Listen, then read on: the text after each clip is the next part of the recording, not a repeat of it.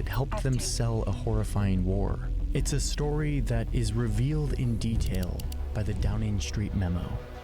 States like these constitute an axis of evil. One last chance to avoid war.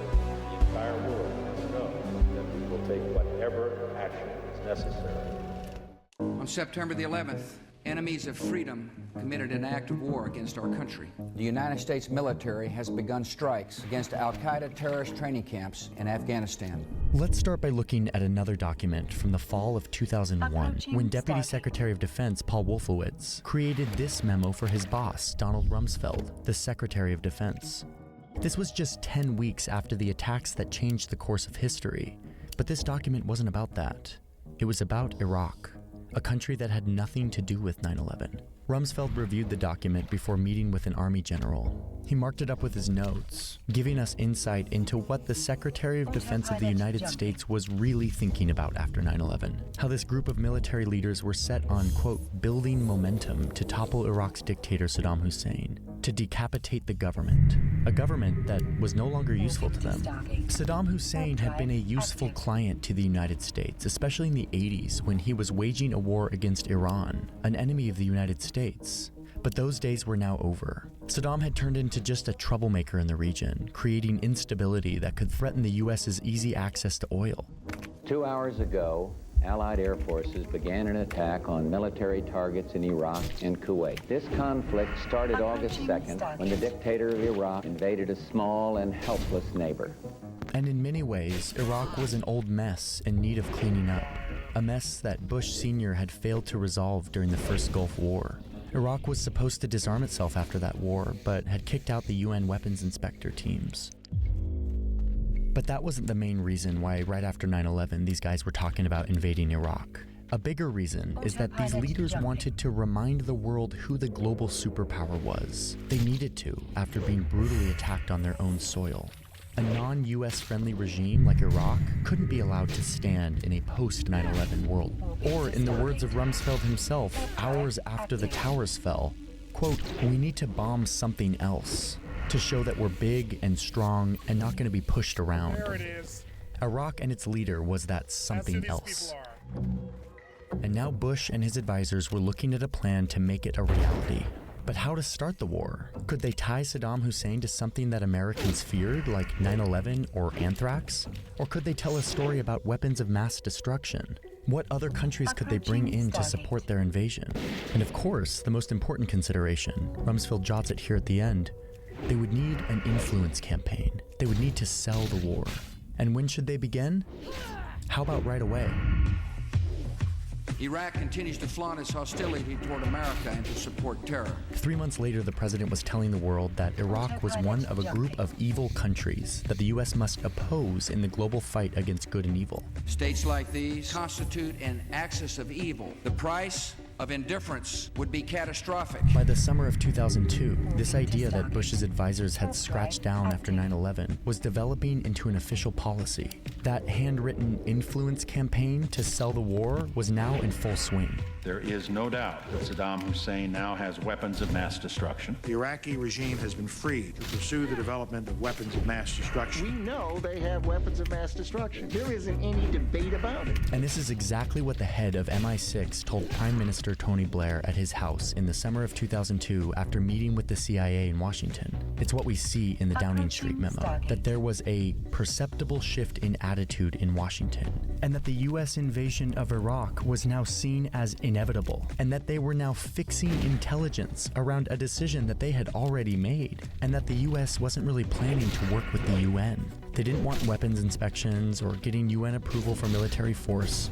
And crucially, the head of the MI6 tells the Prime Minister that these Bush people aren't really thinking much about the aftermath of such an invasion. What is inevitable is not regime change, it is disarmament of weapons of mass destruction. This memo wasn't supposed to be seen by anyone but just a few, and that's why we can learn from it. It serves as one of the most potent pieces of evidence that the Bush administration was maneuvering two very different stories. Their private story about the need to remove a dictator to project US power, which was in stark contrast to the public story that they had to tell to sell the invasion. Their influence campaign. Any country on the face of the earth with an active intelligence program knows that Iraq has weapons of mass destruction. Because they knew that if they were really going to sell this war, they would need to convince not only the American public, but also Congress, and at least partially the international community. What we learn in the Downing Street memo is that they had settled on two main focus points for their story. That Iraq has weapons of mass destruction, and that they're also working with the masterminds of 9/11. Not long after this meeting between MI6 and the CIA, Bush and his allies ramp up their influence campaign to sell their war. We've learned that Iraq has trained al-Qaeda members in bomb-making, poisons, and deadly gases. The sales pitches to the American people for an invasion of Iraq were made with absolute certainty. Certainty that Iraq had WMDs. He had agreed, and the UN had agreed, that he would not have a WMD program. We know he does have one. Certainty that they wanted to use them against Americans and American allies. Simply stated, there is no doubt that Saddam Hussein now has weapons of mass destruction, that he is amassing them to use against our friends, against our allies. If there were, it was because of you, motherfucking Baldy. It's silent but deadly. You're the only deadly gases in that room, you fucking idiot. And against us. Certainty that Iraq was harboring terrorists. And al-Qaeda terrorists escaped from Afghanistan and are known to be in Iraq. And certainty that Iraq was working on obtaining nuclear weapons. And Iraq's state-controlled media has reported numerous meetings between Saddam Hussein and his nuclear scientists, leaving little doubt about his continued appetite for these weapons. And these speeches were working. By the fall of 2002, Americans were in favor of an invasion of Iraq by just a narrow majority. But there was just one problem, that all of these statements were lies. Indeed, this was already known in the secret rooms of Downing Street, that the US was fixing their facts and their intel to match their already made decision. Iraq's supposed links to al-Qaeda were based on one interrogation of a guy whose testimony lacked, quote, specific details, and who was intentionally lying about it to mislead his interrogators. Bush and his allies knew this. It was clearly documented back in February of 2002. And yet, publicly, the scary story about al-Qaeda being in Iraq continued to be sold by Bush and his people. The Iraqi regime has plotted to develop anthrax, nerve gas, it wasn't deadly gas, it was deadly gas. and nuclear weapons for over a decade. The case for weapons of mass destruction in Iraq was equally thin, and senior officials knew it. Like in September 2002, when Donald Rumsfeld received this report from the Joint Chiefs assessing what real evidence there actually was for WMD in Iraq. The report is shockingly honest, and it says that the conclusion that Saddam has WMD, quote, relied heavily on analytic assumptions and judgments rather than hard evidence. That's word salad for it was speculation and conjecture. The report goes on to say that they didn't have anything solid on nuclear weapons related facilities, and concludes that they don't know of any facilities where Saddam may be producing or testing biological weapons. And so we know now that they had almost no evidence for their story about why the US should invade Iraq. And yet, even knowing this, they kept selling the same story, convincing the American people. There's no doubt in my mind he wants to have a nuclear weapon, and he's got some capacity. Wherever threats are forming against our country, we will respond. But they couldn't go on like this forever. They knew that if they were really going to sell this war, they were going to need to show real, convincing evidence, not to the people, but to Congress. And this is where we get another instance of fixing the intelligence to fit the policy. It came in September 2002 when President Bush asked Congress to give him the authority to invade Iraq. In response, Senate leaders requested an immediate national intelligence estimate, which is a report from the entire intelligence community meant to help Congress make informed decisions. This could be really bad for Bush and his allies. So he and the CIA get hard at work pulling together a report that fits their story, intelligence to back up all their public statements and speeches. They come out with this highly redacted report that they deliver in October of 2002. The report makes some very strong claims. They claim that Iraq has been building more WMD, that they have chemical and biological weapons, and that they will have a nuclear weapon during this decade. And to congressional leaders, this appeared rock solid. Here was the entire intelligence community coming together, saying that Iraq had horrific weapons, and that they wanted to get more. Saddam Hussein has composed a scarlet chapter of terror. Our only responsible option is to confront this threat before Americans die. There's no such thing as a Democrat or Republican war. So in that same month, based on this report and all of these public speeches, Congress gives the green light for war. But this national intelligence estimate was deeply flawed. It was a perfect example of the fixed intelligence described in the Downing Street memo. It was put together in less than a month, totally rushed. The report had been plagued by groupthink and directed by political pressure, with the Bush administration pushing analysts to deliver a report that matched their conclusions that they had already come to months earlier. And they did this using very old intelligence. The CIA hadn't had any human assets on the ground for years, so their report wasn't even based off of anything after 1998. But it didn't matter. Bush and his allies had successfully sold the war to Congress and the American people. But there was one last hurdle. It was the international community, which would mean they would have to face the UN process that they apparently had no patience for. Iraq has answered a decade of UN demands with a decade of defiance. So it's November 2002, and in response to the rising tensions between Iraq and the US, the UN Security Council passes this resolution, 1441. It was a measure that was meant to give Iraq a final opportunity to comply with weapons inspections, to show the world that they had fully disarmed and had no weapons of mass destruction. Bush and his allies saw this as an opportunity. If they could somehow show that Iraq wasn't complying with this new inspection process, this resolution implied that they would be justified in invading the country. Their long-desired war would be on. But they had a problem, which is that Iraq and Saddam Hussein were complying with the weapons inspections. Over the course of 4 months, UN weapons inspectors searched Iraq from top to bottom. They were led by Hans Blix, the former head of the International Atomic Energy Agency. They conducted over 900 inspections at over 500 locations. And they didn't find anything. No WMD, no biological weapons, no nuclear weapons programs. Iraq has on the whole cooperated rather well. Access has been provided to all sites we have wanted to inspect: universities, military bases, presidential sites, and private residences. Hans Blix did find 2 things that were important. First, they did find some ballistic missiles that the UN says have an effective range that makes them illegal, so they would need to be destroyed by Iraq.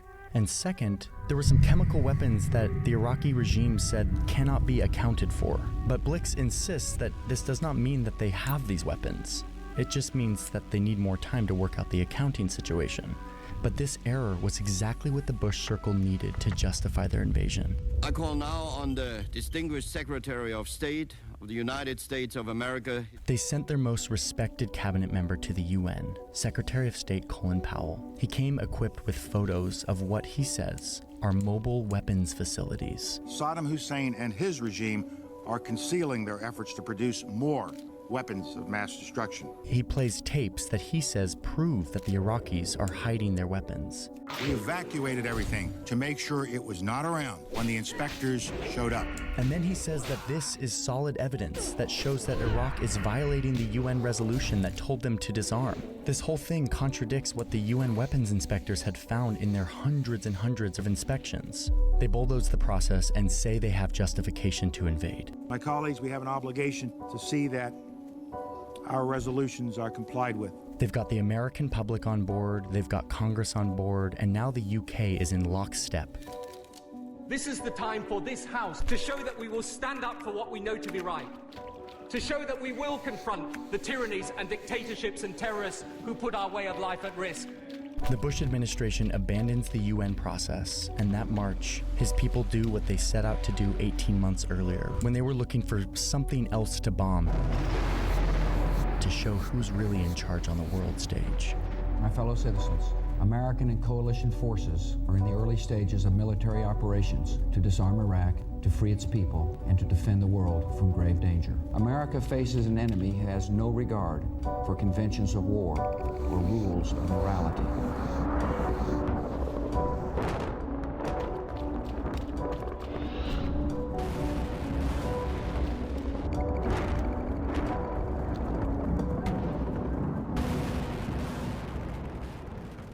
Bush's war took the life of an estimated 500,000 Iraqis and thousands more who fought for their country. And over the course of a decade occupying Iraq, no weapons were found, no nuclear facilities, no mobile weapons labs. In fact, it seemed like Iraq had dismantled its nuclear program back in 1991, and the rest of its right-wing Republican cocksucker lies cost us thousands and thousands of lives.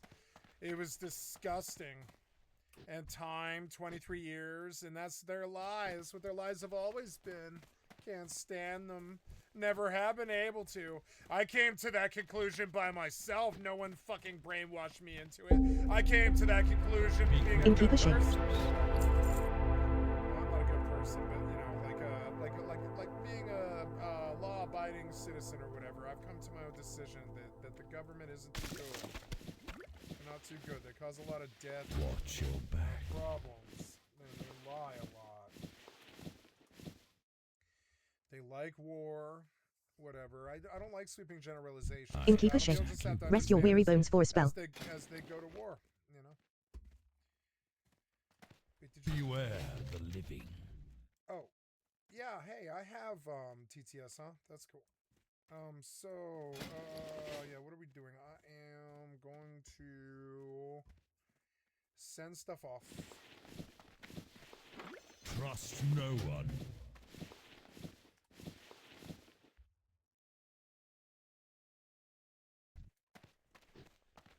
My sort button is starting to break for some reason.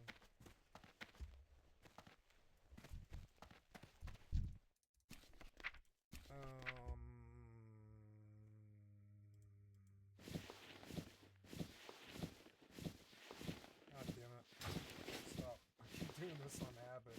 I have a habit of using the auto sorter. That's so annoying. Oh well.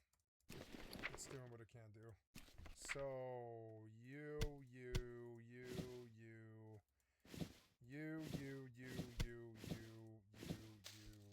And I've got to cook all that stuff. You and you. Maybe uncooked they will sell better in stacks, I guess. Send. Yeah, that's a bit better. You. I don't like those things. They take up space. I don't really care about those things. If I want to do that quest, why won't you let me target that? Some kind of problem. Let's restart the client. Oops, that's not the right place to do this. Now, I am sitting here. There's 3 in local. Maybe this was a good system to come to. Warp drive active. Fibro. Ruby and a membrane. I need this to be bigger. I don't want to be bigger. I need this to be bigger. Yeah, like that. Dermal fibroblast. Which is... It's skin cancer. I wonder if that person has skin cancer.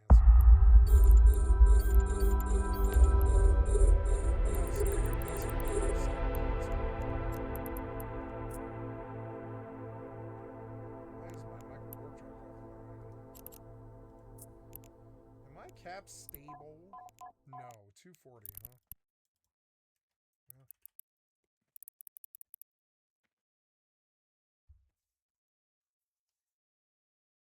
Why are these enemies living in structure? Why is the damage stopping? I don't really understand that.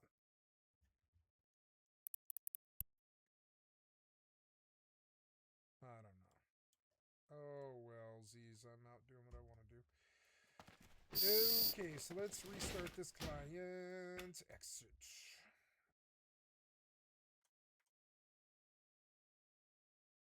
Wow. 818 FPS. Nice. Fire it off. Then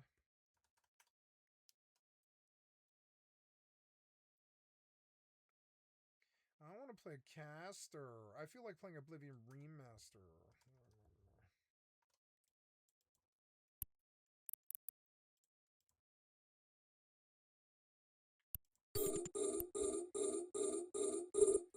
If I get them to attack all 3 drones, will they kill all 3? Because then I could just go AFK after that, right? These are being healed? Yeah, they are being healed.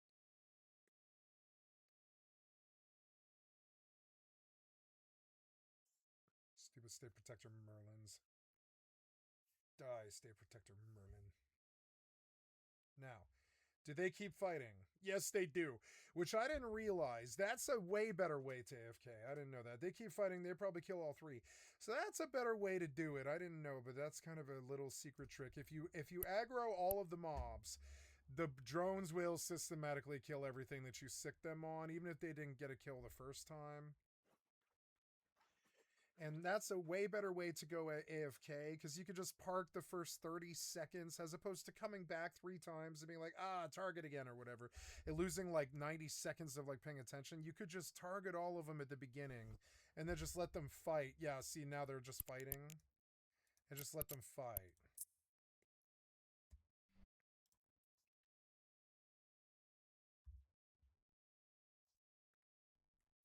I love watching drones fight. It's actually so fun. Captain Heavy Metal. Oh well, bring it, bitch. I'll fight you.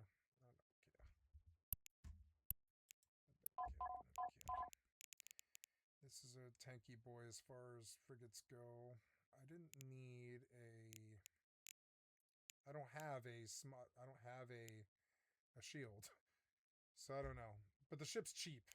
It's like 6 mil. I thought I put a small shield extender on this thing. No? Oh well. Whatever. No, this thing's paper thin, actually. Oh well. I want to go back to my bank. Okay, we are sending over some more stuff from the hardcore character. Stack after stack after stack. Just stack after stack. All the way through until we get everything done. And then I'll send the choice stuff, like the astral rings and the rings and stuff, back to the next character. There's a whole bunch more. Oh, no, no. This is the wrong one. Oops. Wait, no. I want you to cancel. No, just cancel. Take them all out. This is the wrong character. I am receiving on this character. Oops.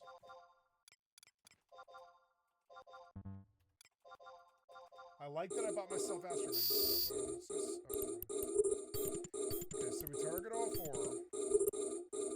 We get on all 4. And when I see some damage, I know that I don't have to worry anymore.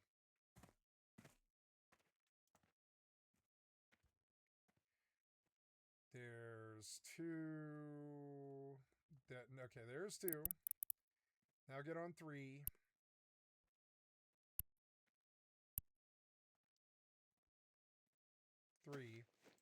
One of them died or de-locked or something. Whatever. Now this thing will fight all the way, at least. There's a warlock named Ilanya.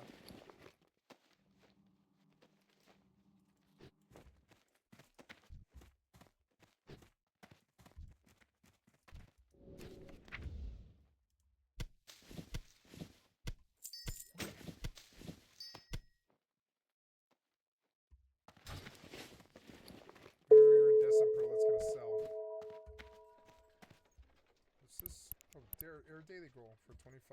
Nice. And now the mobs stay on.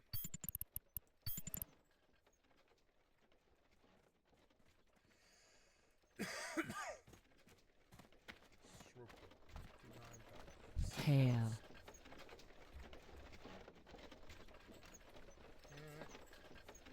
Go in peace. Oh, look, my sorter didn't break this time.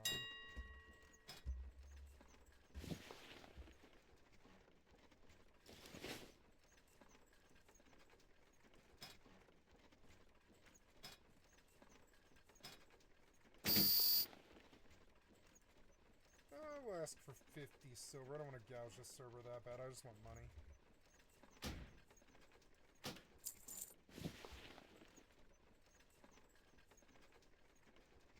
No, 1 silver.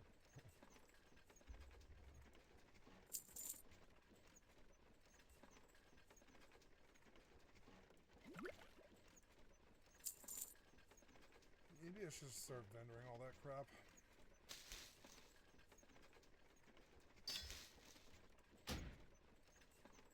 The pearls are good. Iridescent pearls good. I keep lowering the price though. I don't care, buy the pearls.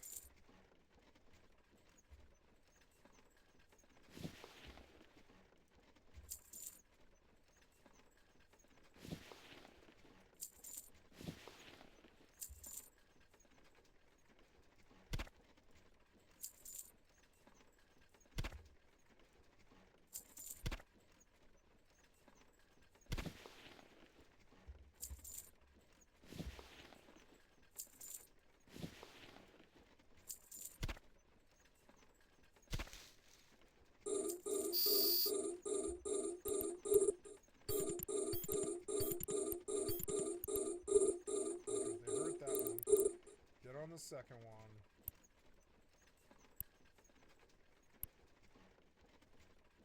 Chemical and biological weapons just a few years later.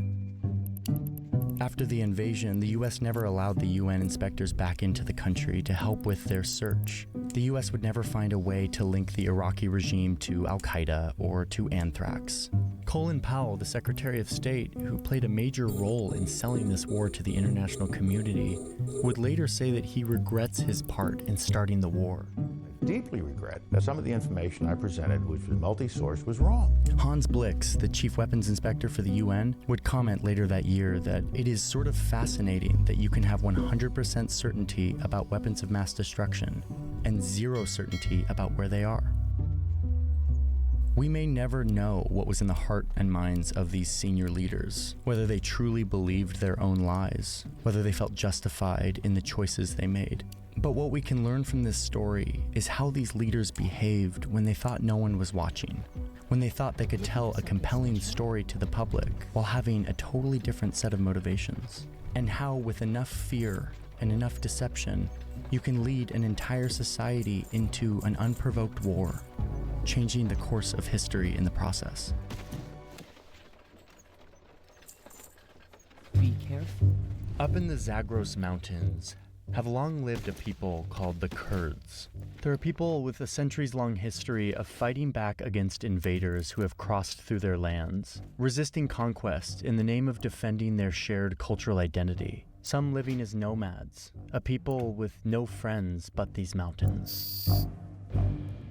Eventually, the Ottoman Empire did take over all of this territory, but even then, the Kurds maintained large amounts of autonomy and freedom in their land. Then came World War I, when the European powers defeated the Ottoman Empire and conquered all of this. The winners got together and discussed how they would carve it up between them. If you look back at old European maps, you'll see that all of this area would be labeled Kurdistan, an area where the Kurdish people lived and had some self-rule. So while drawing these lines, the British wanted to mark all of this as Kurdish territory, paving a way for an independent country for the Kurds. But the new leader of Turkey opposed this plan. He didn't want to give all of this land and resources to the Kurds. So he pushed the European forces out of Turkey. I think I want to try and be a black mage, red mage, hardcore character. I thought thief might be best because you can just fire off and not do anything. Yeah, you don't really have to do anything, but actually warrior might be better. Or monk, like a monk warrior would be really, really strong. and just watch her fist fight all day. Monks don't do anything. They cast like a weapon skill every once in a while. But I could set a really long, but like in terms of work, a monk would be an easy one to do. Just take a monk to 75, but I don't know. I've done warrior before, and I know warrior pretty well. But I was thinking black mage would be really fun. Like, black mage would be the fun factor. I love black mage, and I love leveling black mage, and solo black mage doesn't scare me, and black mage, red mage can heal itself, and you know, do blink and stuff.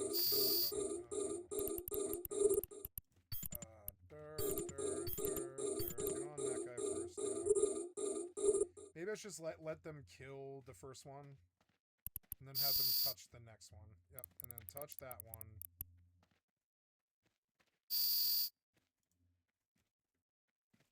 I don't know, killing them is... Oh, here's a Vigil Fleet issue. Alright. Target up. Get on him. Orbit at 20. And do your thing. Keep it range... no. Keep it range 20. No! I fucked up. No. No. I came too close. Oh well. I fit the ship wrong. And also I misclicked. Please keep it range. Please keep it range. Oh. Good fight. I misclicked. This guy, he was legit. Send me home. I don't know why the small shield extender didn't fit on the ship, but okay. Try again. I would have been fine. No, I did misclick though. I misclicked, and for some reason my keeper range was back at 1,000, even though I've set it twice today at 20 km. I don't know what the fuck that was, so thanks, piece of shit developer. Anyways, you know I've set my distance today at 20 km. I know I did. Yeah, anyways. There we go. Back in again. We got 10 more Tristans where this one came from. Let's go. How many times today? It's like 13 or something. I can't even get a single sight done before some shithead shows up. The fuck is that? At least that guy was actually supposed to be there, so I didn't block him. But the last three weren't supposed to be there. They were just shitheads. So, anyways, moving on. Insure. I had that guy if I was fit correctly. Oh, damn it. Fit the ship right, you idiots. Fit this ship right. There, fit the fucking ship right. It's not that hard. Fit the ship right, please. You know I did this before I left. Fucking developer, I swear to God. Okay, go. Are we good? Yeah, you're good. You're good. We insured, right? Yeah, we're good. Okay, get me the fuck out of here. Go back where I was.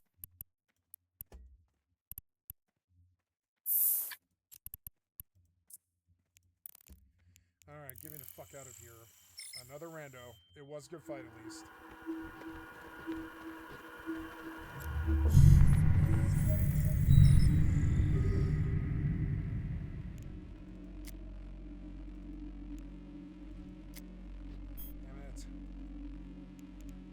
Autopilot engaged. Fucking annoying.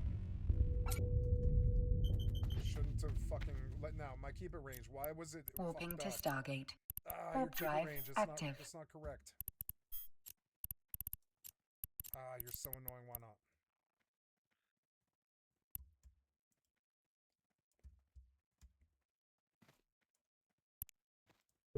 They gave up on this plan to give the Kurds their own land. And in the end, instead of drawing borders around the Kurds, the Europeans drew borders through them.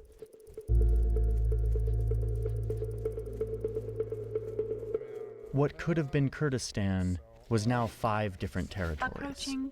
The Kurds split between them. But at first, these were just lines on a map, and the Kurds continued to move through this region. Eventually, the Europeans left, and these became independent countries with leaders who wanted to consolidate and centralize power. So these lines hardened, restricting the Kurds' region.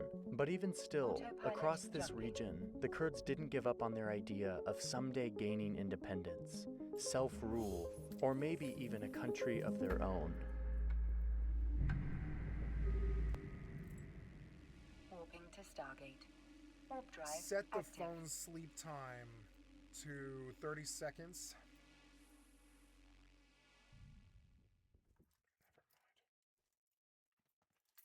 Can't even do that, huh? I'm looking for sleep.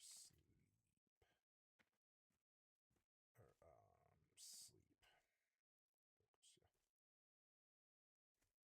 No, I want, not focus. Approaching Stargate.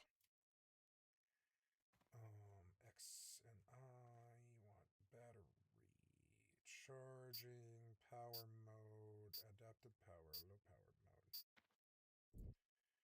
Yeah, that's okay. Adaptive power, reduce it than usual, adaptive power notifications, and finally... Autopilot jumping. I'm worried about something about screen, I guess. Screen time.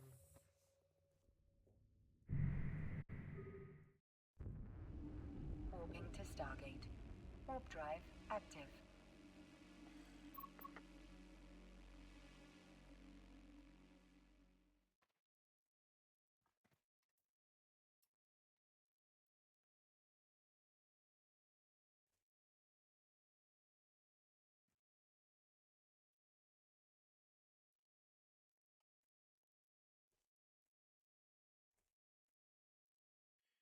I don't know what to do for this. I forgot how, but I set my phone screen to not shut off. Approaching and now I Stargate. need to shut it back because I was like doing a long trip. And I was streaming, or I was doing an IRL stream, and I set my phone to not shut its face off. And now I've got to shut that back off again, and I don't remember how to do it. I need to cook stuff. Now. Autopilot jumping. Smoked sage fish.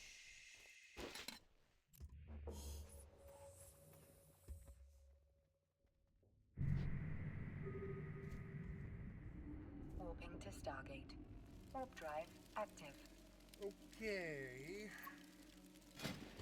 Smoked sage fish.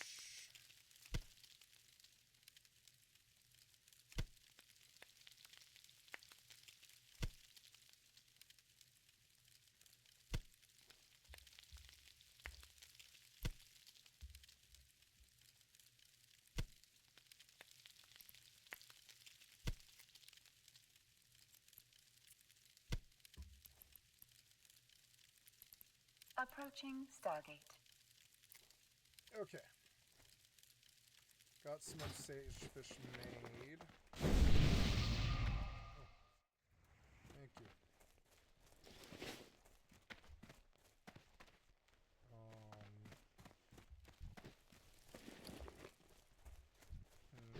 what else? I will sell... What is it? Autopilot jumping. What's this? I will sell you... Oh, no, that was raw sage fish. Wait, come back. Smoked sage fish. Bye. Oops, I didn't finish cooking. I'm out of milestones. What is it? Warp drive active. Watch your back.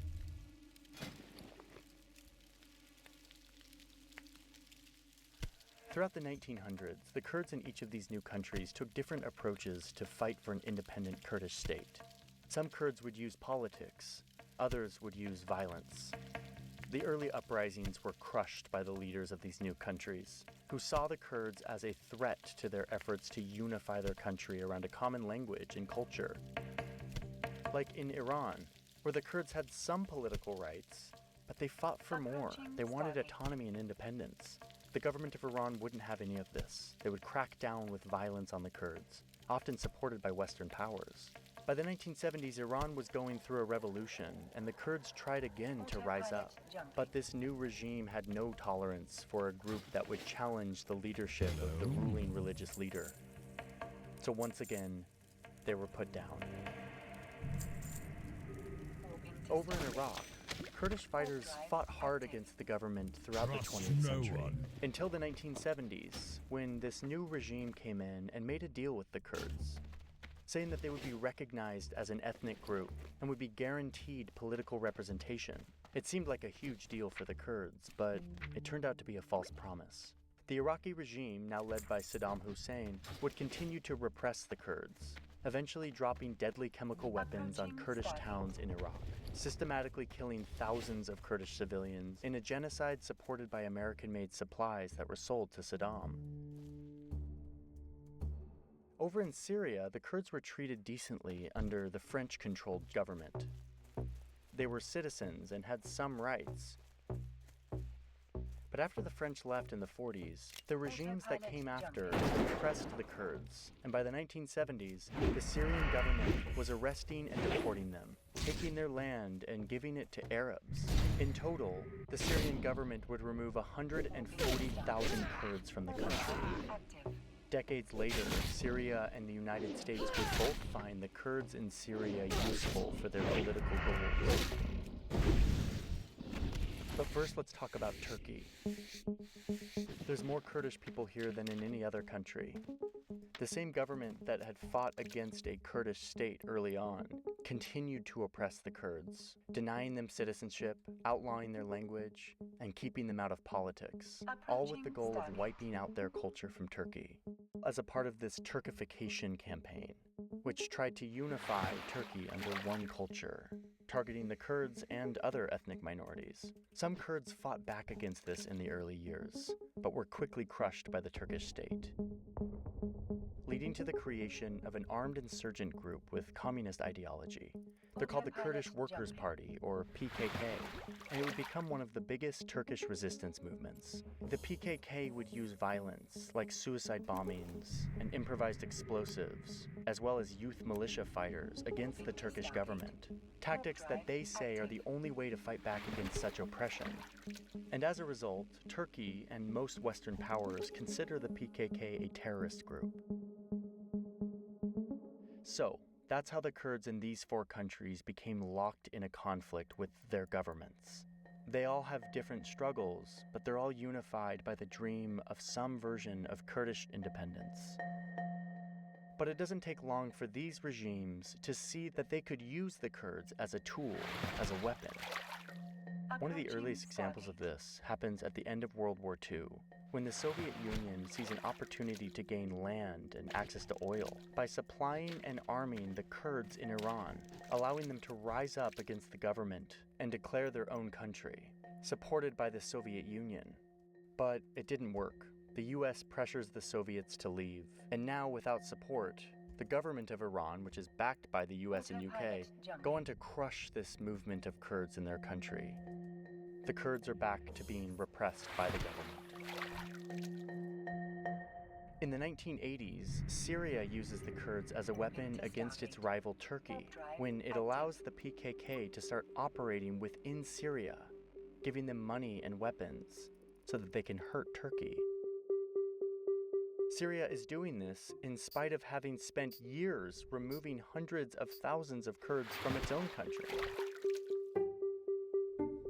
This escalates the conflict between these two, and Turkey threatens to invade Syria. So Syria backs down and kicks the PKK out to avoid being invaded, showing once again how the Kurds' willingness to fight can easily become a pawn in the geopolitics of the region, discarded once they aren't useful anymore. In the 1980s, Iran and Iraq both used the Kurds at the same time as a weapon to hurt each other, even as both countries are cracking down on Kurds in their own country. Saddam Hussein funds and arms the Kurds in Iran, while Iran funds the Kurds in northern Iraq, both sides hoping to spark a Kurdish uprising that will distract and weaken their enemy. In Iraq, Saddam Hussein retaliates against the Kurds in his country with that genocidal chemical attack we talked about earlier that killed at least 50,000 Kurdish people and probably much more. Once again, the Kurdish dream of independence was used by outsiders as a weapon, and the Kurdish people paid heavily for it. The US would get involved when, in the 90s, they would come to this region fighting against Saddam Hussein for the first time. The US rallies the Kurds, calling for them to overthrow Saddam. George Bush Sr. literally calls them to action with television and radio broadcasts throughout the country. That the Iraqi people should put him aside, and that would facilitate the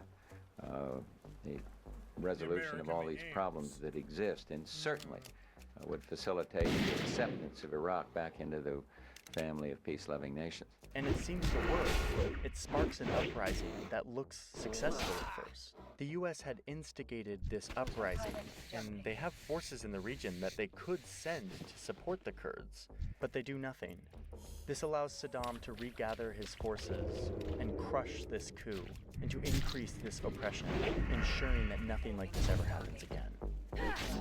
Now, the US and UK do eventually step in to create this no-fly zone, meant to protect the Kurds in the north and the Shiites in the south. This gives the Kurds some autonomy over their region and protects them from further airstrikes by the Iraqi army. Soon, the US is back in Iraq. It's 2003, and the Bush administration decides to invade and remove Saddam from power. The Kurds in Iraq hope that the US presence in this region will mean finally they will get their own state. They will be independent. They join the US in fighting against Saddam and his loyalists, battling insurgents, and later against ISIS. The Kurds would even go on to hold a vote, showing that 92% of the population was in favor of independence. But the US won't support this, worried that it might destabilize this new Iraqi state that the US just propped up. Even when the Kurds fight on the side of the US and their interests, US support for their cause still remains very limited. They still look the other way as Turkey bombs their towns in Iraq, hunting for the PKK. This same pattern has continued in recent years in the country of Syria, a country that descended into civil war around 2011. This chaos looked like an opportunity for the Kurds in Syria, a chance to establish real control over what they see as a part of Kurdistan. The PKK in Turkey helps create a new Kurdish militia called the People's Protection Unit, or YPG. They seize large swaths of land in the north, and they declare self-governance. Around this same time, the terrorist group ISIS is taking huge swaths of territory in the north and east of the country, creating their so-called caliphate. And here comes the US once again, asking the Kurds for help, hoping that they will fight against ISIS on the ground for them. But because this group is allied with the PKK, which they consider a terrorist group, the US asks this militia to rebrand themselves to the Syrian Democratic Forces, which obscures their connection to the PKK. The US then trains, funds, and arms them to fight ISIS. The Kurds are once again the US's weapon. This plan works, and with help from US airstrikes, this Kurdish militia kicks ISIS out of more and more land. But Turkey hates this. All they see is a potential Kurdish state right on their southern border, a safe haven for the PKK that will allow more attacks against the Turkish military. But Turkey can't attack this branch of the Kurds while they're being supported by the United States. Lucky for them, there's a new president in the White House, and he's promised to pull the US out of the war in Syria. And in 2019, to the dismay of the Kurds, he makes good on this promise. With the US out of the way, Turkey invades, launching airstrikes and artillery against the Kurds in this border region, saying that their plan is to create a 32-kilometer deep safe zone right here along the border, and that no Kurdish forces are allowed to be here. The plan was to then resettle Syrian refugees currently living in Turkey. It's a brutal campaign that looks a lot like what Syria was doing to the Kurds in the 70s. the US completely abandons the Kurds, even after using them to fight their enemy ISIS. Turkey, a NATO and US ally, continues to bomb them, using weapons from the United States. They spend the next 4 years sending drone strikes and airstrikes into Syria and Iraq, anywhere they think the PKK has a presence. This map shows all of their attacks during this time. You can see that it's not just against the Kurds in Turkey, but across this whole region. Today, the Kurdish groups in this region vary more widely than ever, each with different values and visions for the future, forged from each of their unique struggles and traumas. Kurdish groups still fight the government in Iraq with the goal of creating their own state. The Kurds in Iraq did gain some autonomy from the US in the new Iraqi constitution, but it doesn't seem like this autonomy will last, as recently the Iraqi army is fighting with the Kurds to maintain control over the oil resources in this area, to keep the Kurds economically dependent on the central government so that they never break away. Once again, the US is not supporting the Kurds in this fight. Turkey continues its offensive against the PKK and other Kurdish groups in the region, and they continue to crack down on the Kurds politically, arresting Kurdish politicians and activists, censoring journalists, to intimidate the Kurdish people from participating in the election. The Kurds in Syria face a new and uncertain future.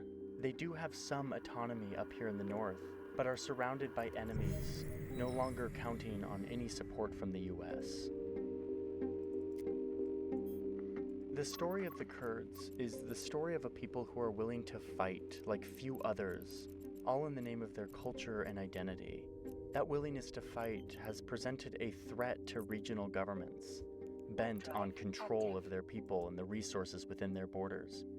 That willingness to fight has also been hijacked by outside powers, turning the Kurds into a pawn to fulfill geopolitical objectives, each time showing how willing these powers are to use the Kurds and then abandon their cause.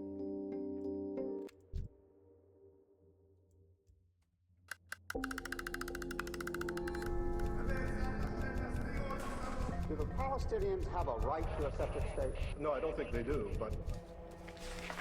In 2007, the head of military intelligence for the Israeli army had a meeting with the US ambassador in Tel Aviv. We're looking at the classified cable that summarizes what was talked about in this meeting. The topic of discussion was Iran, Syria, the Gaza Strip, and Hamas. Hamas had just won the Palestinian elections, which kicked off a fight with the other Palestinian group, which ended in Hamas taking over Gaza completely. They controlled it. And if you're an Israeli citizen or the US government, this is a terrible set of events. Hamas is a violent extremist group known to commit heinous violence against civilians in Israel, and they were now in power. They controlled the Gaza Strip an hour away from Tel Aviv. But look at this leaked document. In this leaked cable, you see that the Israeli official says that Israel would be happy if Hamas took over Gaza, because it would mean that Israel could now treat Gaza like a hostile country. 3 days post the ceasefire and there's unrelenting bombing in Gaza. This document is a view into a strategy that right-wing factions within the Israeli government have used for decades in an effort to win one of the most divisive conflicts in the world today, in which two groups are fighting over one piece of holy land, and one side is winning by using a very specific tactic, one that the world says is illegal and immoral, and one that worked for a short time, but that recently has been shown to be a recipe for even worse violence and conflict and suffering. In this video, I want to lay out what this strategy looks like and show you how it failed. I know this is a topic that is full of deep emotions, that has real stakes in people's lives. Please know that I am earnest in my effort to tell this story with clarity and with accuracy. And also, please note that this is not a full account of the conflict between Israel and its neighbors. But I do hope that it sheds light on a view of the conflict that sometimes gets lost in all of the yelling.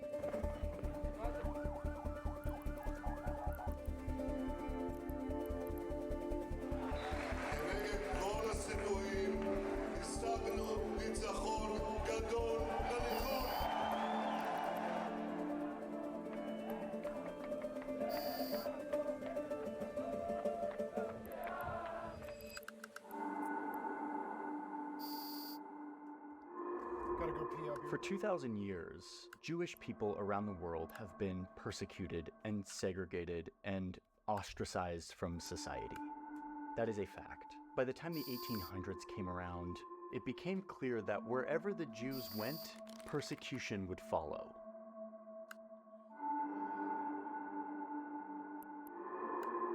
This is when a movement emerged, calling for Jews to come together and to create a country for themselves, where they could govern themselves and be free from all of this racist hatred. The creation of a Jewish country would have at the top of its priority list the security of the Jewish people. But the big question was where? Several places floated around in proposals: Argentina, even modern-day Kenya, which back then was Uganda. But most people in this movement wanted the Jews to return to their historic homeland, a place called Palestine, where Jews built their temple and their culture 3,000 years ago, but then were exiled. And now there was this call to return, so that Jews could feel safe after 18 centuries of Jewish suffering. So as the 1900s came around, tens of thousands of Jews, mostly from Europe, flocked to Palestine, which eventually came under control of the British. The British were getting ready to leave this region and were struggling to contain the growing conflict between native Arabs and all these Jewish immigrants. Then in the 1940s came a horrific genocide against the Jewish people in Europe, led out by Hitler and his Nazi regime. This created a wave of international support for this idea of giving the Jewish people a homeland where they could be safe. Before they left, the British asked the UN to determine what would replace them in Palestine. And the UN decided that Palestine would become two new countries, one for the Jews and one for the Palestinian Arabs that had already been living in this region. The Jewish state colored light, the Arab state dark, Jaffa to go to the Arabs, Jerusalem international lines. But as happens when outsiders draw lines on old land, there was a problem here. Within these borders that were meant for the new Jewish country, hundreds of thousands of Palestinian Arabs were living, who would soon have to leave their homes to move to their side of the line.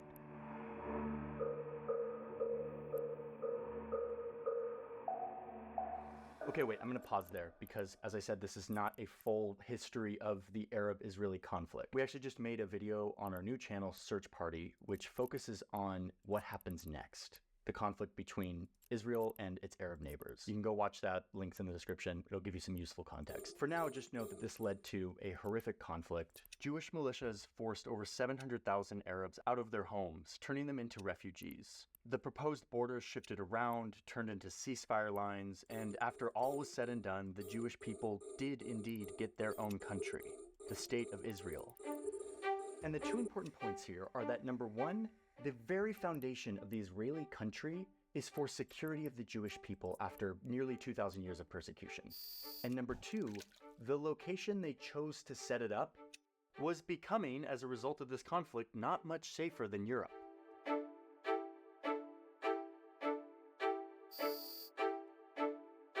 That's a tension that follows this whole story.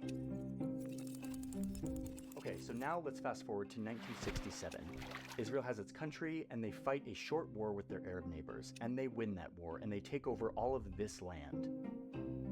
It's a huge victory for them. I'm going to take away the Sinai Peninsula from here because they did give that back to Egypt as part of a peace deal a few years later. Israel now controls important pieces of land that enlarge their Jewish country.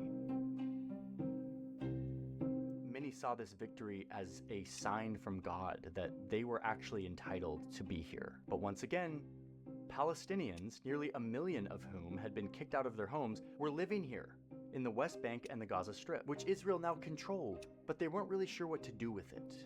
And this territory that would become the stage for the strategy that is the topic of this video, where over time this land would be sliced up with roads and checkpoints, walls and other military infrastructure that would control the movement and lives of the Palestinians. Soon, even Israeli citizens would start to move out here in large numbers, building full-on towns and further dividing up this territory. Moving citizens into occupied territory like this is something that the world has deemed illegal and immoral. This occupation starts in 1967, and it goes on for decades, till eventually The Palestinians living here can't handle it, and they start fighting back. This is known as the first uprising, or intifada. It started with boycotts, but escalated into mass protests, where Palestinians of all ages would throw stones and sometimes Molotov cocktails at much better equipped Israeli soldiers. It was Palestinian rage exploding against Israeli occupation, and it went on for years. The Israeli government would respond by cracking down, killing many Palestinians. Another important thing that happens around the same time, down in the occupied Gaza Strip, is that a new movement forms, promising to fight back against this occupation, calling for the destruction of Israel. The group is called Hamas. The first Intifada showed that this wasn't going to work.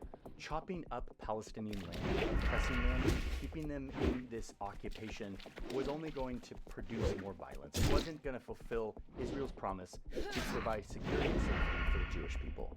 They had to switch course. The security of the Israeli people will be reconciled with the hopes of the Palestinian people, and there will be more security and more hope for all. So in the 1990s, they start getting serious about peace talks with the Palestinians, and they come to this agreement called the Oslo Accords, which for the first time establishes a Palestinian government authority and giving it power to govern pockets of land in the West Bank. It also gave the Palestinians some authority over almost all of the Gaza Strip, though there were still settlements in all of these places.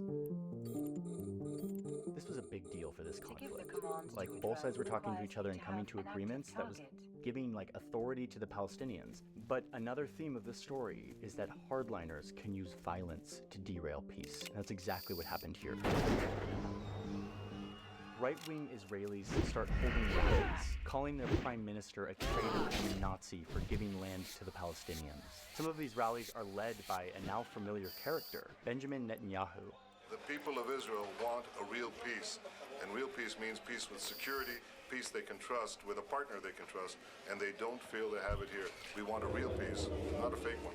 But the peace talks continue. With all our neighbors, a comprehensive peace. And shortly after signing the second part of this deal, to give Palestinians some land, the Prime Minister Yitzhak Rabin is assassinated by a far-right Israeli. Hamas conducts bus bombings, and the next year, Benjamin Netanyahu is elected as the Prime Minister of Israel. Netanyahu is a key figure in this story because his worldview embodies a way of thinking that has taken root in Israel in recent years. The idea that the only way to give true security to the Jewish people is by doing whatever is necessary to stop the Palestinians from having a state anywhere in these borders. Look, I'm 28 years old. I've had to defend my country in 2 wars and in many battles. Nobody wants peace more than Israel. But the stumbling block to the road for peace is this demand for a PLO state, which will mean more war, which will mean more violence in the Middle East. And I think, sincerely, if this demand is abandoned, we can have real and genuine peace. So that was Netanyahu when he was a 28-year-old. But when he becomes the prime minister a couple decades later, he spends his term sabotaging the peace accords that his predecessor had worked so hard to create, claiming that the occupation of all this land and its people wasn't actually conquest, but rather the key for security of the Jewish people. They had to do this. Security was the one and only justification for all of this. So under his watch, settlers continue to move into the West Bank. We found this leaked video of Benjamin Netanyahu talking to some settlers in the West Bank. The cameraman does turn off the camera for a moment, but then turns it back on moments later.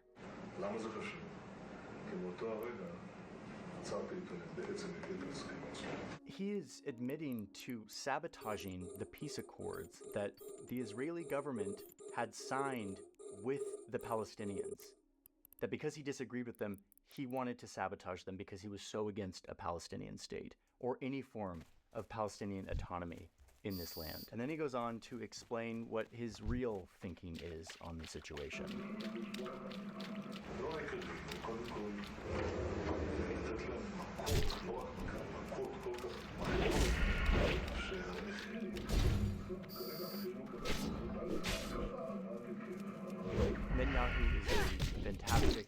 politician and statesman, and he's able to sort of cover up a lot of these policies in the name of security. But here we see what he really thinks as he's talking to these settlers, thinking he's not being recorded. So, unsurprisingly, the appetite for peace breaks down on both sides. The Palestinians come to the conclusion that the Israelis aren't really serious about giving any kind of autonomy in the West Bank or Gaza, that their situation will never change. And once again, they rise up in a second intifada. This one much more violent, much more coordinated. Hamas becomes a major player in the violence, suicide bombings, and attacks. Israel responds with great force, and during the fight, 1,000 Israelis and 3,000 Palestinians are killed. At this point, the Netanyahu face in the world is starting to look a lot better. Peace talks didn't work. All they did was produce more violence. And so maybe the only way to ensure security is to go back to full-blown occupation of controlling every move of the Palestinians in the West Bank and the Gaza Strip. So at this point, the occupation gets more and more suffocating. More walls, more barriers, more checkpoints, more settlements.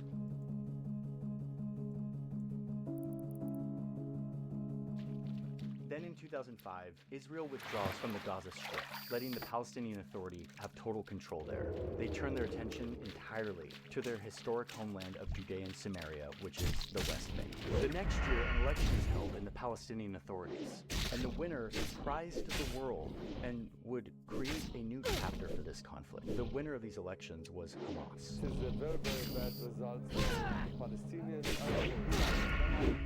The incumbent Palestinian party that had lost the election tried to forcibly hold on to power, and soon the two Palestinian parties were fighting with each other. And it results in this split between the two Palestinian governments. It turns into violence, and when the dust settles, there's suddenly a bitter divide between these two Palestinian groups, Hamas completely taking over the Gaza Strip. And this gets us back to our leaked document that we started this video with, where an Israeli official is saying that they would actually be happy if Hamas took over the Gaza Strip, because now they can treat Gaza like a hostile country. Now that they're not occupying it, they're not responsible for the 2 million civilians who are living there. They can impose a blockade to control anything coming in and out of the Gaza Strip. People, food, medicine, money, building supplies. But there was another reason why Israel was happy that Hamas now controlled the Gaza Strip. The Palestinian government was now deeply divided, Hamas ruling Gaza and the West Bank being run by a more moderate, secular Palestinian faction. And crucially, neither considered the other to be legitimate, which weakened their ability to negotiate for any kind of state, for any kind of country, especially when Hamas still refused to recognize Israel's right to even exist. This division played right into the hands of the Israeli right.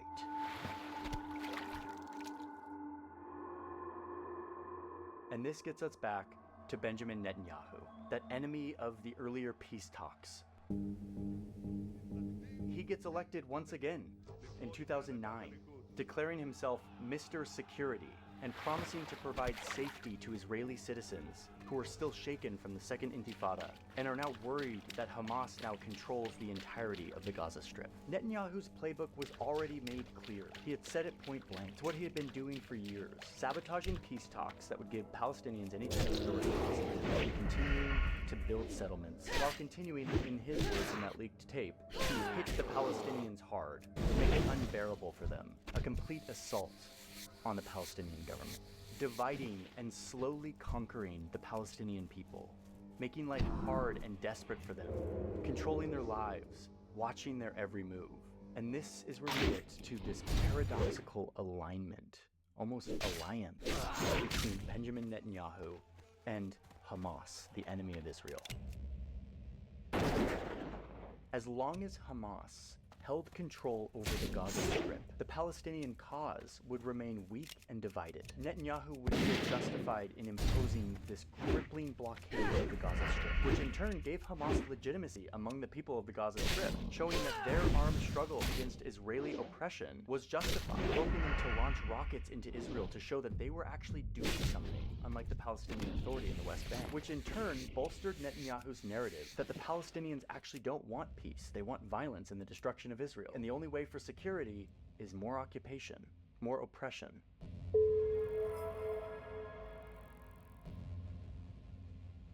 So instead of try to take Hamas out, Netanyahu overtly supported them by approving huge transfers of untraceable cash, literally delivered in suitcases into the Gaza Strip, cash that would inevitably end up in the hands of Hamas to be used against Israel. He legitimized Hamas by negotiating with them, releasing 1,000 Palestinian prisoners in exchange for 1 Israeli. The Israeli soldier held captive by Palestinian militants for 5 years is expected to be freed within days. The more Netanyahu could keep Hamas in power in Gaza, but keep them contained, the more he could ensure that Palestinians remained divided. He could keep peace talks from ever happening, which in turn gave him time to continue to pursue his expansionist project in the West Bank.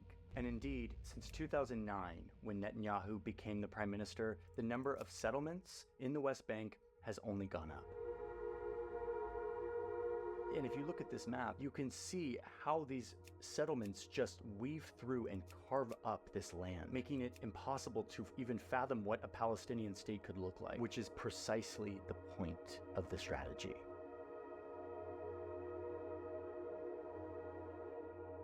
I actually reported out here visiting the settlements back when I was at Vox. I did a series talking to the settlers, trying to understand why they live out there, what it's like to live in these settlements that are strangely peaceful and banal and just mundane. People living their lives because they're protected by the army. If you want a deeper dive on settlements, you can go watch that series. But if you're Netanyahu over the last 16 years, you think your plan is working. Like, you see all these settlements going up, the international community can't do anything about it, they keep supporting you. Every once in a while there's some flare-up in the West Bank where Palestinians get into a fight with Israeli soldiers, but it gets contained. Every few years, Hamas fires some rockets, which then gives Israel the excuse to go, as they put it, cut the grass by conducting a short, swift, violent military campaign to keep Hamas at bay. And every day that goes by, the notion of a Palestinian state becomes less and less feasible. This is one reason why a far-right Israeli lawmaker called Hamas an asset. So divide and conquer has been the name of the game in Israel for a long time, but especially in the last 16 years under Netanyahu. And again, to the people in charge, they think it's working. Maybe this violent status quo, this equilibrium can hold, and the far right can get exactly what they want: security for the Jewish people and expansion into all of this land. And maybe the occupation will break the Palestinian spirit, and they would give up on their dream of having a state. But that's not what happened.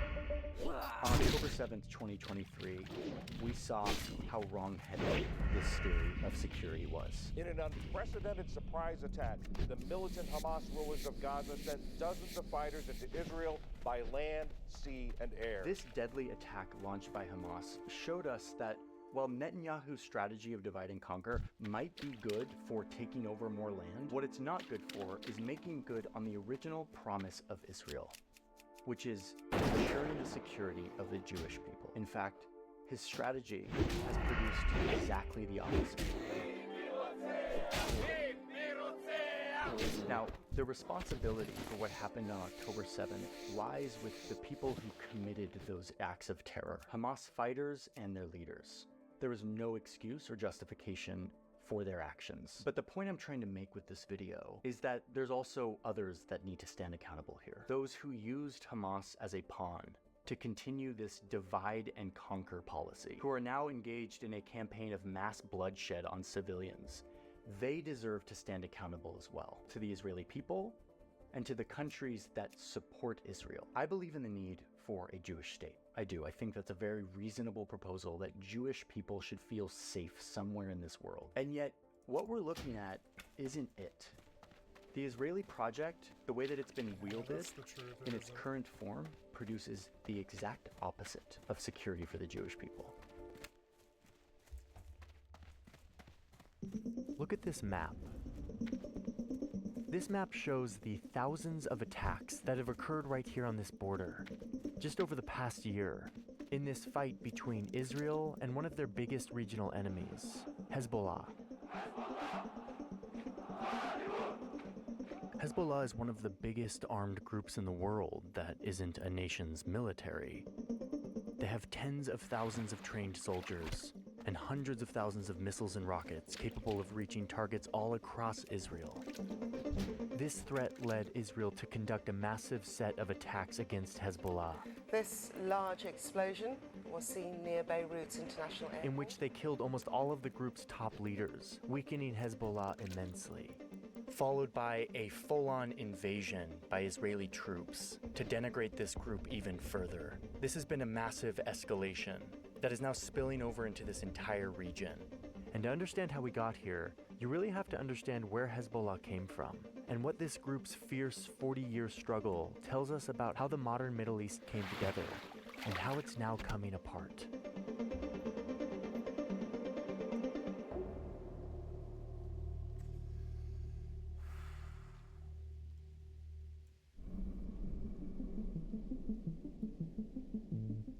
The story of Hezbollah really starts when the vast Ottoman Empire broke apart in the early 1900s. Europeans came in and sliced all of this up, France taking all of this territory. But then they drew a line here to carve out this little mountainous region, one that was populated mostly by Maronite Christians.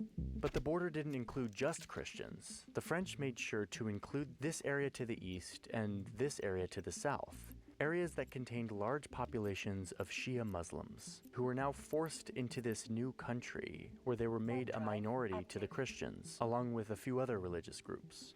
We're going to focus a lot down here, on this Shia heartland that would eventually become one of the most important regions in the whole Middle East.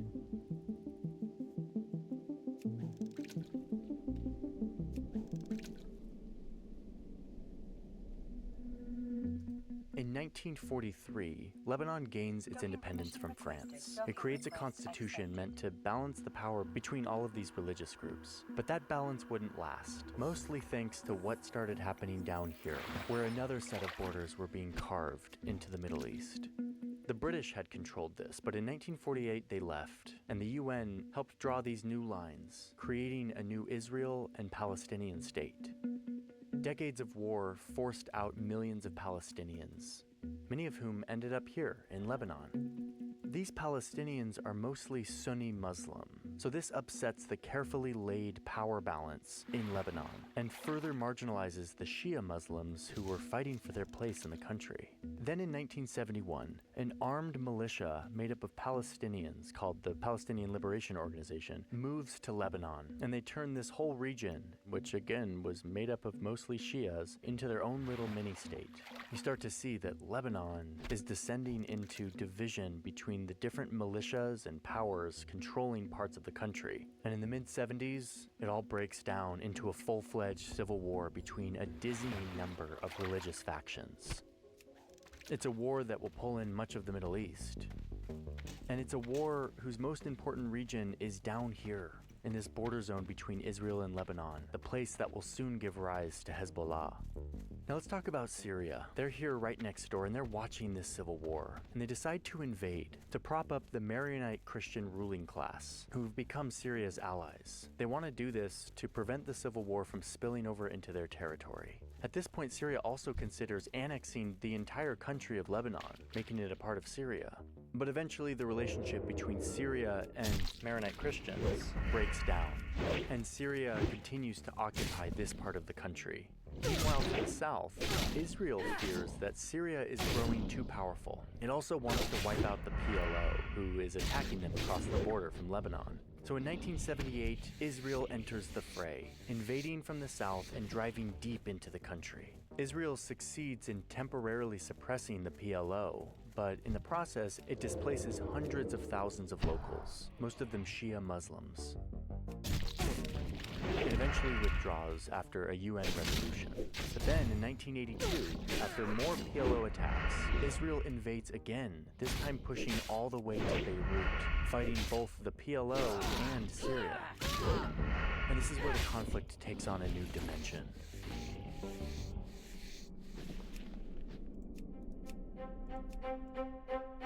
It's 1979. And over in Iran, the people have risen up against the US-backed dictator in this Islamic revolution led by a Shia Muslim cleric who wants to spread this revolution throughout the region. He's looking for allies. And in 1982, they find their perfect match here in southern Lebanon. It's a militia that rose to defend against outsiders trampling their heartland. It's called Hezbollah, which means Party of God. Iran picked this group in particular because it shares its goals of Islamic revolution and a deep distrust and disdain for Israel. Iran starts providing Hezbollah with money, weapons, soldiers, training, and leadership. And in return, Hezbollah proclaims loyalty to the Iranian Revolution and its supreme leader. What started as Lebanon's civil war is now a regional war that is heating up. So the United States enters, leading an international peacekeeping mission to try to calm these tensions. But of course, Hezbollah and Iran hate this. They now have two prime targets in their backyard, Israel and these Western powers led by the US. So in 1983, they launch a series of terrorist attacks. A truck bomb detonated in front of a US and French barracks in Beirut that kills over 300 people. Most of the world blames not only Hezbollah, but also its backer, Iran. The fighting continues until 1989, when the many groups fighting this civil war come to a peace agreement, one that bans all militias and requires them to give their weapons back to the government. But there's a big catch here. Israel still occupies what they call this security buffer zone in southern Lebanon. So the peace agreement makes an exception specifically for efforts that resist the Israeli occupation, aka they allow Hezbollah to continue to exist, turning them into something more than just one of these militias fighting for their group. It gives them a kind of official status to continue acting as a defender of southern Lebanon, the country's bulwark against Israel. They also develop into more of a political party that gains seats in Lebanon's legislature, kind of serving as a parallel government, providing social services in the areas that it controls.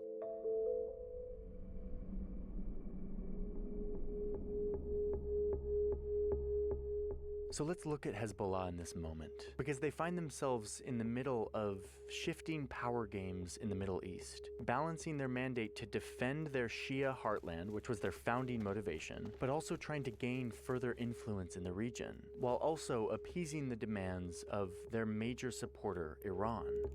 In 2005, Lebanon's prime minister is assassinated, and most Lebanese blame Hezbollah, along with its other foreign supporter, Syria. Lebanese people rise up in mass protest, and Syria eventually withdraws its forces that have occupied Lebanon for 28 years. Hezbollah is disgraced. Its legitimacy is supposed to come from resisting foreign meddling, and it's becoming clear that they have become a pawn in the geopolitical game of regional powers, Syria and Iran. But the group is able to turn Syria's withdrawal into their advantage. The Syrian occupation had kept Lebanon somewhat stable, so as soon as they left, it creates this power vacuum and allows Hezbollah to take more territory, ramping up attacks across the border against Israel and leading to another brief war with the IDF. Hezbollah continues to be a useful proxy for Iran, and Iran continues to fund them and arm them. And by 2011, Iran and Syria pull Hezbollah into another unpopular conflict, Syria's civil war. But this hurts Hezbollah's reputation because now they're fighting on behalf of Syria's brutal Iran-backed regime. These once liberators have turned into foot soldiers of oppression, doing the bidding of outsiders. But its last source of legitimacy continues to be its resistance to Israel, something that Lebanon's own government is too weak to do. This remains their source of legitimacy today. So, on October 7th, 2023, when Hamas and Israel descended into this most recent war, Hezbollah jumped in, launching more attacks against Lebanon's southern border. This is meant to support Hamas in the Gaza Strip and to threaten Israel with a war on two fronts. At first, it seemed to be working. Tens of thousands of Israelis have had to evacuate the towns and villages in northern Israel. So Israel started firing back across the border, forcing 90,000 people in southern Lebanon from their homes. This, in addition to Israeli strikes on Iranian proxies and military officials, led Iran to fire its first ever direct strike on Israel, trying to deter it from going any further. But it didn't work. In September of 2024, Israel escalated, surprising Hezbollah with a series of attacks that killed a large part of the group's top leadership, including their decades-long leader. A few days later, Israel sent troops across this border with the goal of further weakening Hezbollah, trying to make the situation safe for Israelis to return home to the north of the country. And now, with Hezbollah in shambles, its sponsor Iran felt compelled to act.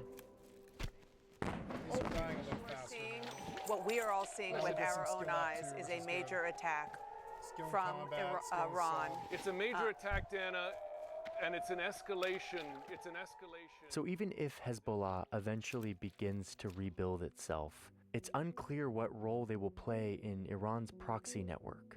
But what is clear is that the clash between these two Middle East powers remains the central force animating this region towards more and more violence. And these recent events show us clearer than ever that Hezbollah was just one foot soldier in this growing conflict between these two powers.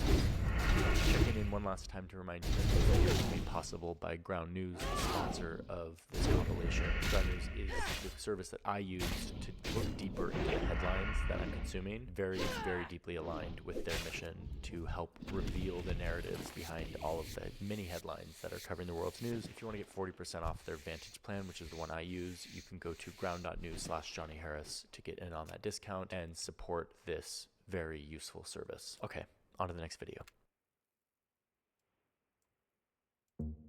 Along the banks of the most important waterway on Earth sits the country of Yemen, a place that was two countries for decades until the year 1990 when it was unified into one, a fragile patchwork of groups, all with different tribal backgrounds, religious beliefs, and political aspirations. The story I want to tell starts in the 90s, when one group forms up in the northern mountains of Yemen. It started by a group of religious Yemenis who call themselves the Believing Youth, who were members of a Shiite Muslim sect called the Zaidi. Zaidi Muslims used to be the majority when the country was split in two, but in the new unified Yemen, they became a minority and felt neglected and discriminated against. At first, the group focuses on rebuilding the Zaidi religious identity, hosting summer camps for young men and offering religious education. But in the late 1990s, the group starts to change in important ways. A member of Yemen's parliament resigns in protest and joins the Believing Youth. He felt that the government of Yemen was corrupt and far too influenced by Yemen's neighbor to the north, Saudi Arabia. Al-Houthi blamed outside influence for many of the country's problems. So as he leaves the government, Al-Houthi uses his wealth and family connections in the Zaidi community to become the leader of the Believing Youth. He wants an Islamic revolution, modeled after the one in Iran, one that kicks out any foreign influence and restores Islamic values. With Al-Houthi's influence, this group of young men in the mountainous region of Yemen starts to change.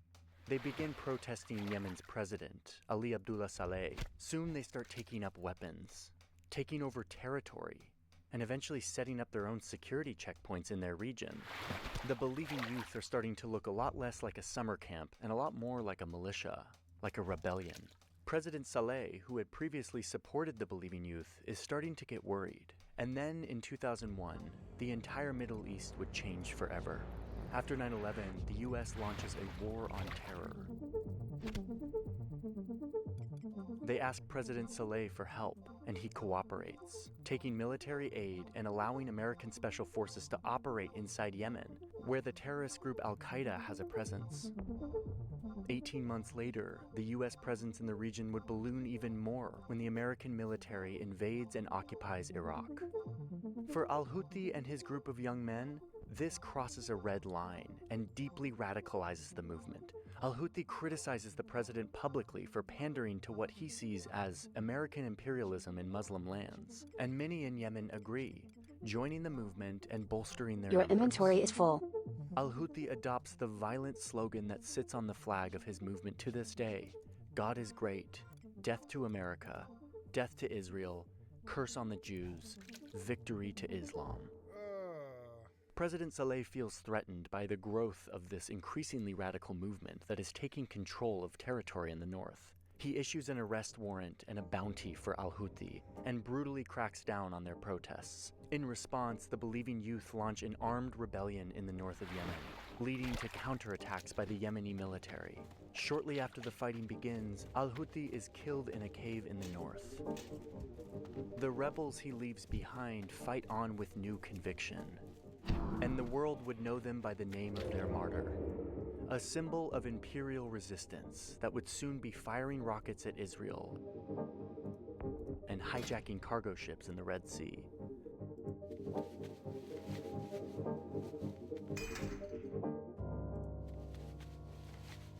By 2004, the Houthis have morphed into a full-blown rebellion, fighting against Yemen's government from their northern strongholds. They know this land well, and they have local support, allowing them to fight a guerrilla campaign against the government forces, blending in with civilians, hiding in mountains and caves, and allowing them to resist the much better equipped Yemeni army. As the conflict turns more violent, more tribes in the region would feel that the military is being overly brutal, leading them to join the Houthis. And it's at this time that the conflict goes international. The Houthis say that Saudi Arabia is letting the government of Yemen position troops right across this border. So they invade into Saudi Arabia, killing Saudi soldiers and taking hostages. This pulls Saudi Arabia into the conflict as they respond with airstrikes and troops and push the Houthis out of their territory, punishing them for this invasion. I don't think strength is bad for rogue, right? No, strength does affect how hard I hit. Strength increases attack power with melee weapons. And strength is good. That's an upgrade that I got. That's going to help. Here, Iran is watching this war, and they see an opportunity. The Houthis are now fighting directly against their biggest rival, Saudi Arabia. So they start secretly sending weapons to the Houthis. At least that's what Saudi Arabia claims, saying that they intercepted an Iranian ship filled with weapons and military trainers on their way to the Houthis. It looks like Iran is directly supporting the Houthis now. Though how much support they provide behind the scenes will always be intentionally unclear. As the conflict between the Houthis and the government continues in the north, Saudi Arabia has been fighting their own war on terror against a branch of al-Qaeda operating in Saudi Arabia. Seeing that their days are numbered, this branch of al-Qaeda flees south over the border into Yemen, where they merge their forces with the Yemen branch of al-Qaeda. They create Al-Qaeda in the Arabian Peninsula, or AQAP, one of the most dangerous and well-funded versions of the group to ever exist. The group's goal is to create a strict Islamic state across the whole region, while violently waging holy war against foreigners in Muslim lands. This puts them at odds with both the Yemeni government and the Houthis. The conflict is getting more complicated. Around 2011, the region starts to change in big ways. In one country after another, there's an outpouring of public anger on the streets, demanding change from their government, removing old leaders. This is called the Arab Spring. It's upheaval that spirals the region into hope and chaos.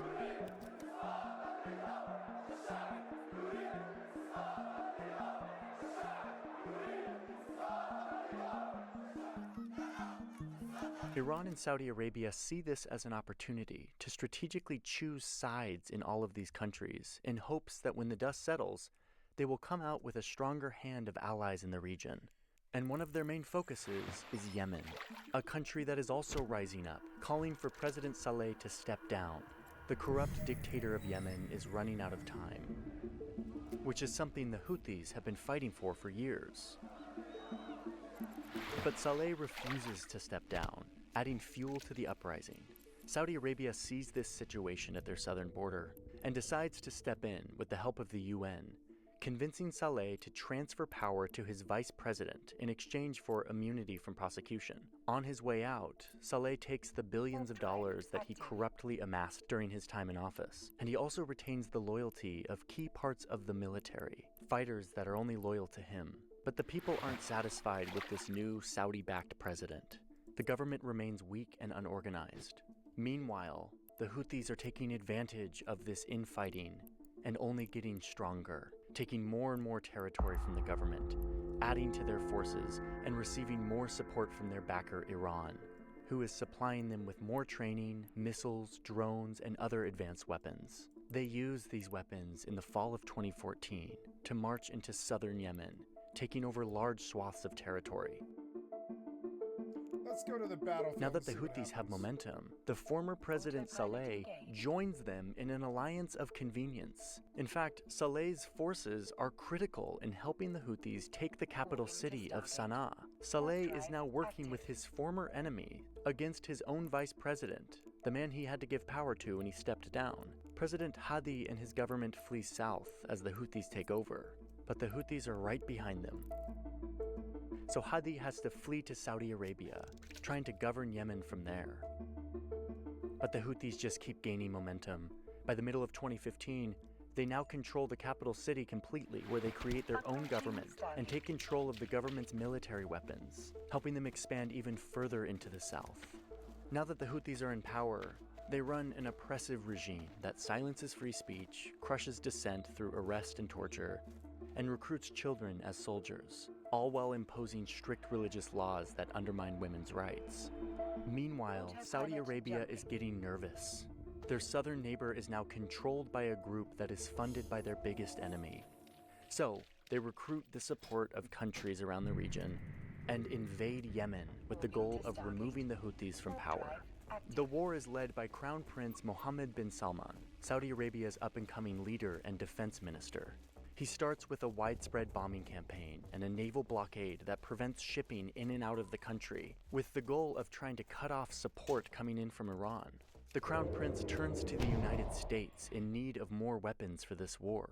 While the US leaders are reluctant to get involved in another Middle East conflict, they also want to maintain a good relationship with Saudi Arabia, who is their major security and energy partner in the region. They also have an interest in weakening al-Qaeda's growing presence in Yemen. So in addition to supporting this war with logistics and intelligence, President Obama approves billions of dollars of weapons, planes, tanks, and even weapons banned by most of the world for how dangerous they are for civilians, like cluster munitions. This quickly turns Saudi Arabia into the largest importer of American weapons for the next 4 years. So it's 2015, and Yemen is in a full-blown war between the Houthis and Saudi Arabia and their coalition. This is when al-Qaeda, who's not on either side, takes advantage of this chaos and makes a land grab in the middle of Yemen. They take major cities and clash with government forces. Also taking advantage of the instability is the terrorist group ISIS, who come to Yemen and fight the Houthis and al-Qaeda at the same time, though their attacks are scattered and they don't control significant territory. The US then gets more involved by launching airstrikes at al-Qaeda and ISIS targets to stop them from gaining any more territory. They try to kill their leadership, but the US has to do this carefully because they don't want to engage the Houthis. Their fight is with al-Qaeda and ISIS. In May of 2015, the Houthis attack a city just across the border in Saudi Arabia, killing 2 and taking hostages, forcing an airport to shut down. The Crown Prince doesn't take being attacked on his own soil lightly, especially by Iran's proxies. So over the next 24 hours, the Saudis launch 130 airstrikes in Yemen, hitting homes, schools, and hospitals. Thousands are forced to flee from their home. Hundreds are reported dead, though we'll never know the real death toll. These strikes are almost immediately called war crimes, but the Crown Prince doesn't back down. His coalition then sends in ground troops from the south, pushing back the Houthis and taking back the city of Aden. He's behaving as if he's fighting his greatest enemy, Iran. It's a vicious cycle that is common in proxy wars like this, and it lands the people of Yemen in the worst humanitarian crisis in the world. The international community tries to intervene with diplomatic efforts to stop the fighting, but over the next 6 years, those efforts would fail, and Saudi Arabia would continue its brutal campaign, all using American weapons. The Houthis continue to fight to show that they are legitimate, that they are the government of Yemen. They aren't just doing Iran's bidding. The war continues to destroy cities and land, and the blockade continues to keep trade out. The Saudis continue to bomb indiscriminately, and with time, 2 million Yemenis are displaced, forced to leave their homes, to flee this violence. But this doesn't stop the Houthis from escalating their offensive. They start attacking Saudi Arabia directly with missiles and drones in their capital city and their civilian airports, using weapons that most believe are coming from Iran. We don't know.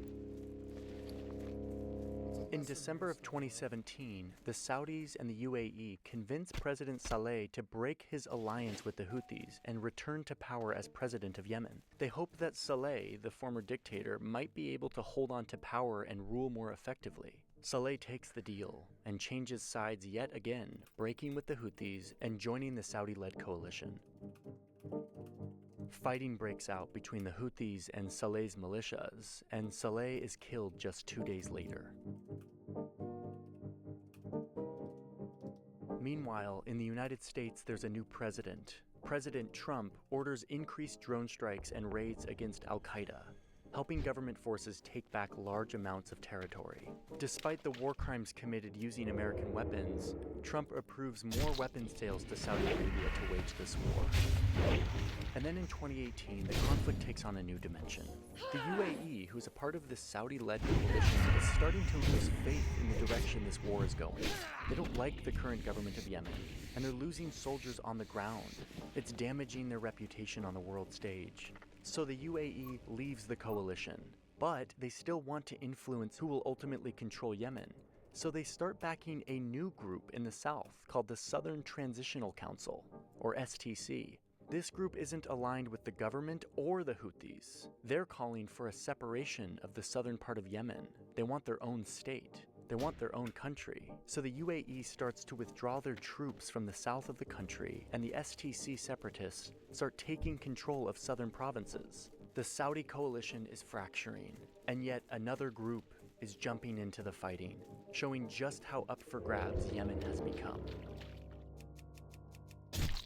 By the fall of 2019, the war has reached maximum complexity. You've got the Saudi coalition backing the former government of Yemen, mostly relegated to the east of the country. The UAE is now backing this separatist movement in the south, who are fighting against the former government of Yemen. The Houthis, backed by Iran, still maintain majority control of the major cities in the north.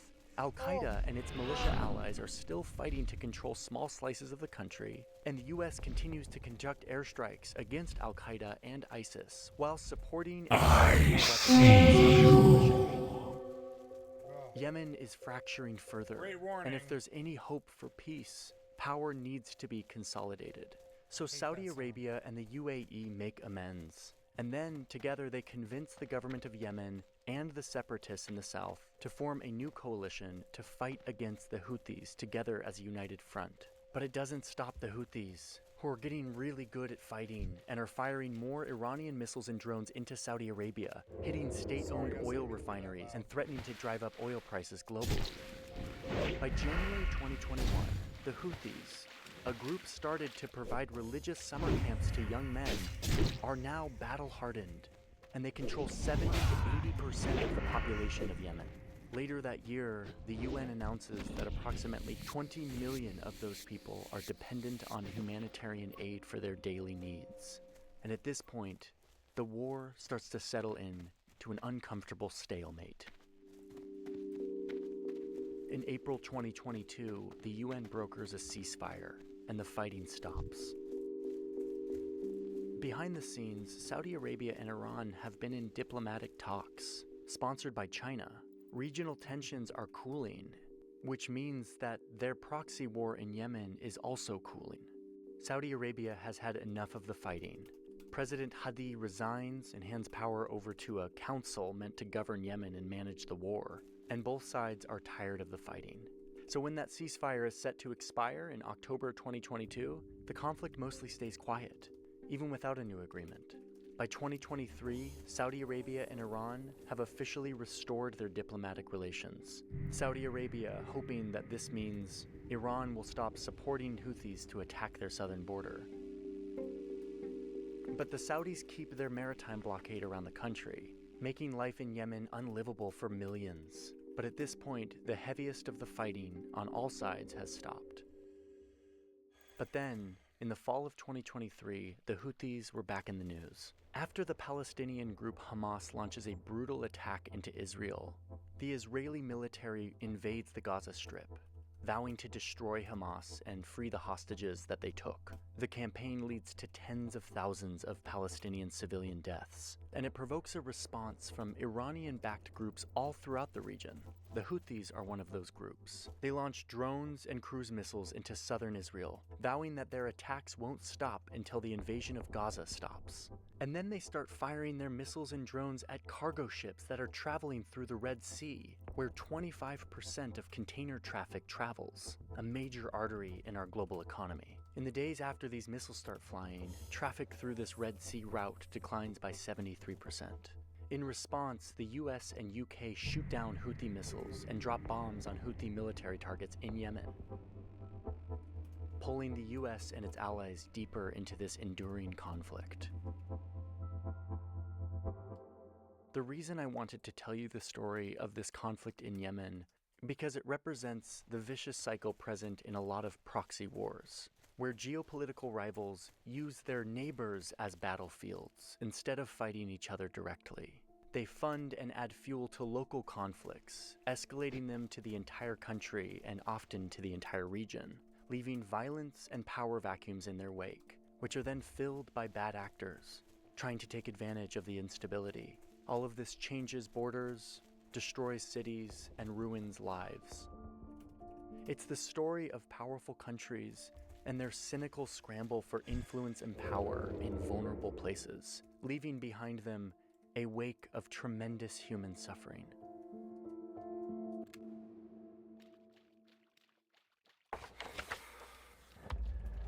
Breaking news, because Yemen's Houthi rebels, they could attack a commercial ship and could bog the strait up for weeks, if not months. There is a part of the world that everyone is keeping an eye on right now. The joint military strikes were in response to nearly 2 months of attacks by the Iran-backed Houthi movement on cargo ships in the Red Sea. It is becoming more and more important for the global rivalries and tensions that are heating up on our globe right now. It is this choke point in the Red Sea. It's pretty small, it's a few dozen kilometers wide. But through this little choke point flows a lot of important things. The internet, millions of barrels of oil per day, 30% of all container ships that connect global markets. And this choke point is surrounded by unstable situations, countries that are in civil wars, rebel militias, proxy wars, unstable governments, failed states, and pirates. In recent decades, pirates have hijacked thousands of ships here, extracting hundreds of millions of dollars in ransoms, a topic we did a whole deep dive on in another video. And lately, as war has raged in the Gaza Strip, the fiercely anti-Western Houthi rebels in Yemen have been firing rockets at cargo ships traveling through this water, leading the US and UK to strike back. A ship attacked by Iran-backed Houthi rebels last month sank in the Red Sea. The region is vital, yet volatile all at once. And yet, in the middle of all of this is this one beacon of stability. A little piece of land that is easy to miss, but that is more important than you might think. It is the country of Djibouti. Djibouti is this small, arid country right on the choke point, and it is home to the militaries of the United States, of several European powers, of Japan, Japan's only foreign military base, by the way, and right down the road from the American base, China's first military base outside of its country.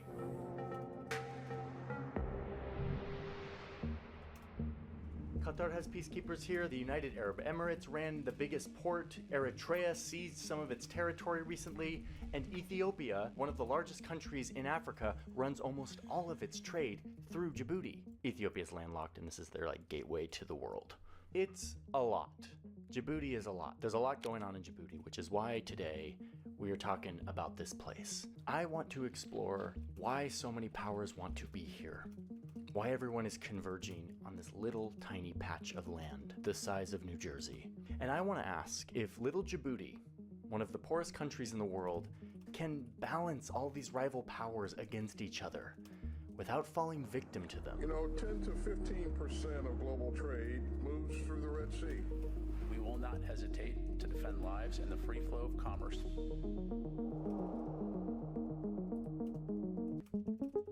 This little choke point is called the Bab al-Mandeb, or Gate of Tears. It used to be nothing but a recipe for shipwrecks. It was known mostly for strong winds, unpredictable cross currents, and shallow reefs that made navigating it dangerous. And it wasn't very valuable, because if you go through it, you just end up in the Red Sea, which was a dead end for most of history. That is, until a French company miraculously cut a canal through this part of Egypt and changed the world forever, nearly halving the time that it would take for Europeans to get to Asia, where they were all racing each other to conquer, colonize, and bring back unfathomable wealth to their countries.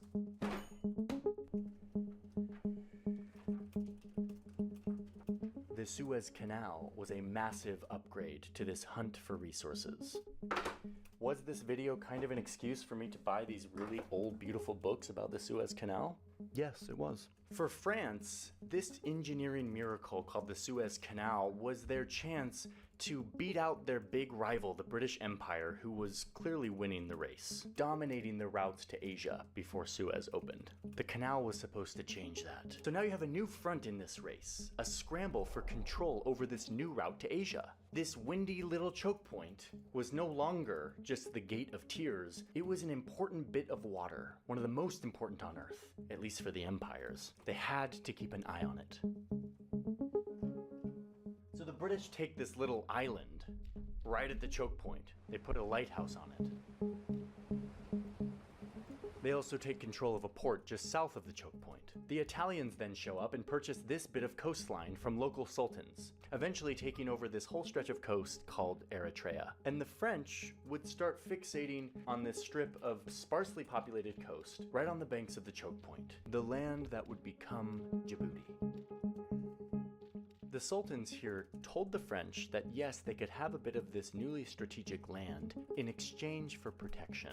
The locals here knew what was going on. The great empires were all scrambling and racing, and they were going to use their prime real estate to get what they wanted, to leverage the situation.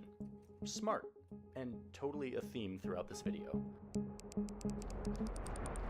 So the French set up their colony. They call it Côte Française des Somalie, or French Somaliland.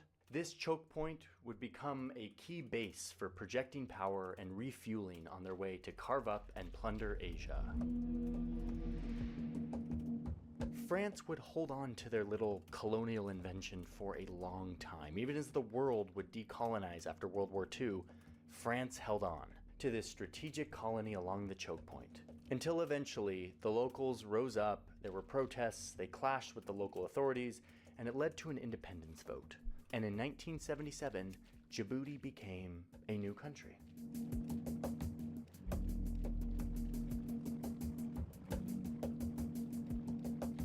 Djibouti was independent, but they had a problem.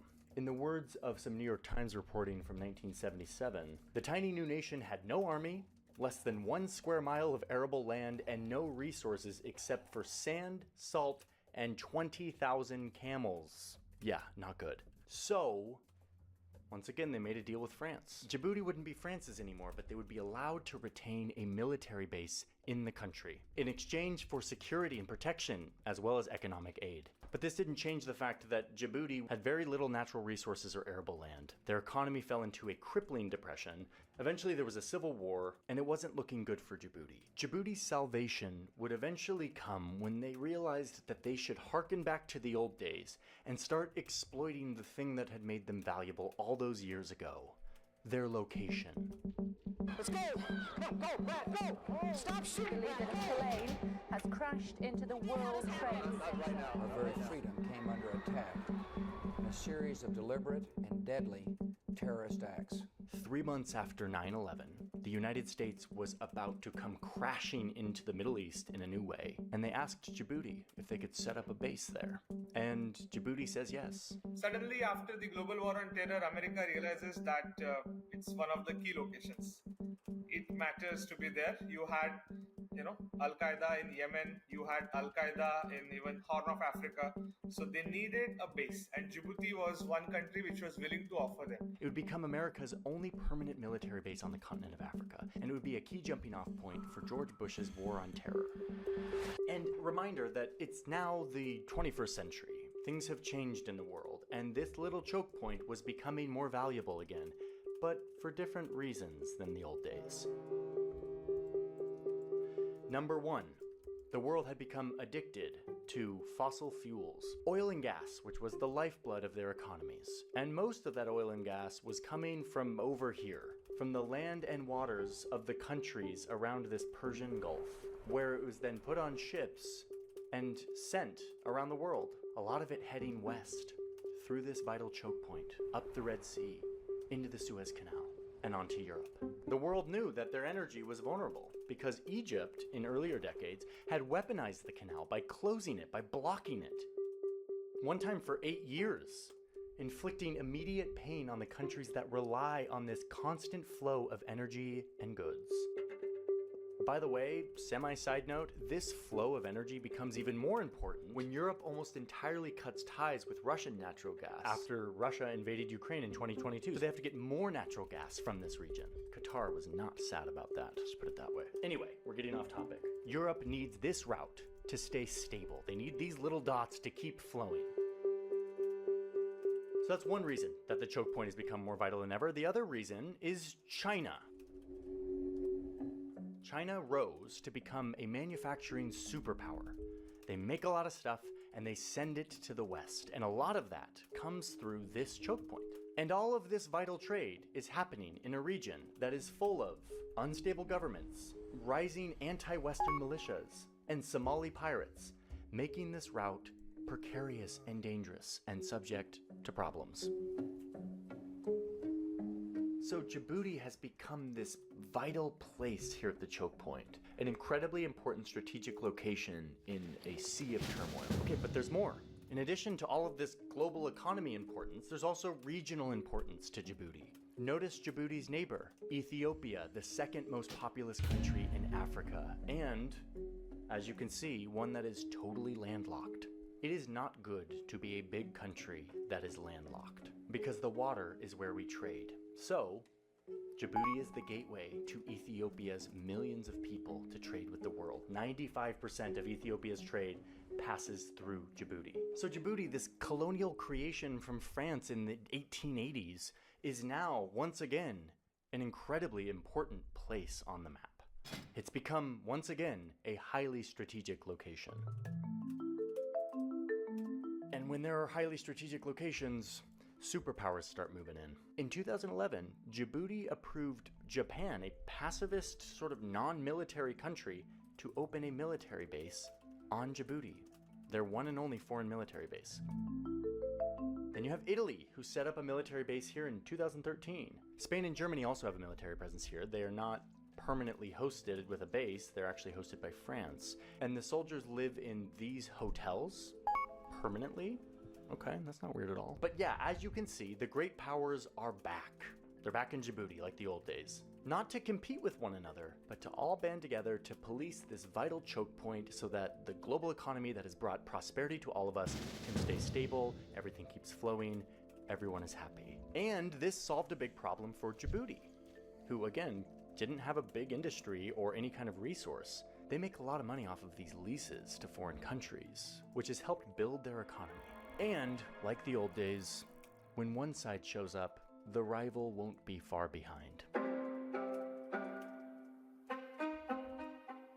China has agreed to set up a support base in Djibouti. So the Chinese base is right here, and they're going to be watching us as we're watching them. In 2016, Djibouti announces that they've been talking to China, and that they've agreed to give them land to open their own military base, which was built and opened right down the road from the American base in 2017. So China says they're there because of pirates. Pirates have been wreaking havoc in this area, so they're there to stabilize their economic interests because of pirates. But as we discovered in our deep dive on pirates, by 2017, the pirate issue was basically over. There was almost no hijackings in this region. I mean, look at this graph.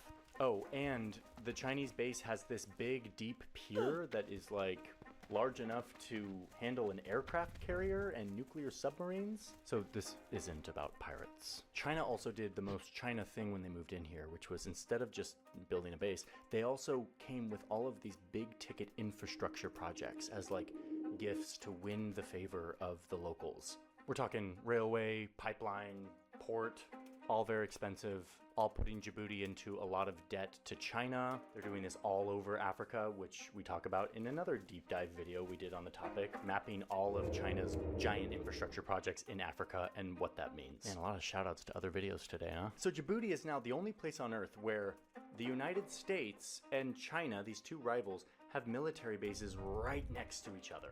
And so far, everyone's been playing nice. There's been no shenanigans, other than both sides accusing each other of spying on each other constantly. Oh, and there was the lasers. The US says that China was pointing lasers into the eyes of pilots while they were taking off, which, like, if they really did that, that's just like, why would you do that? Like, why did you do that? Don't do that. Okay, but Djibouti doesn't let every country in.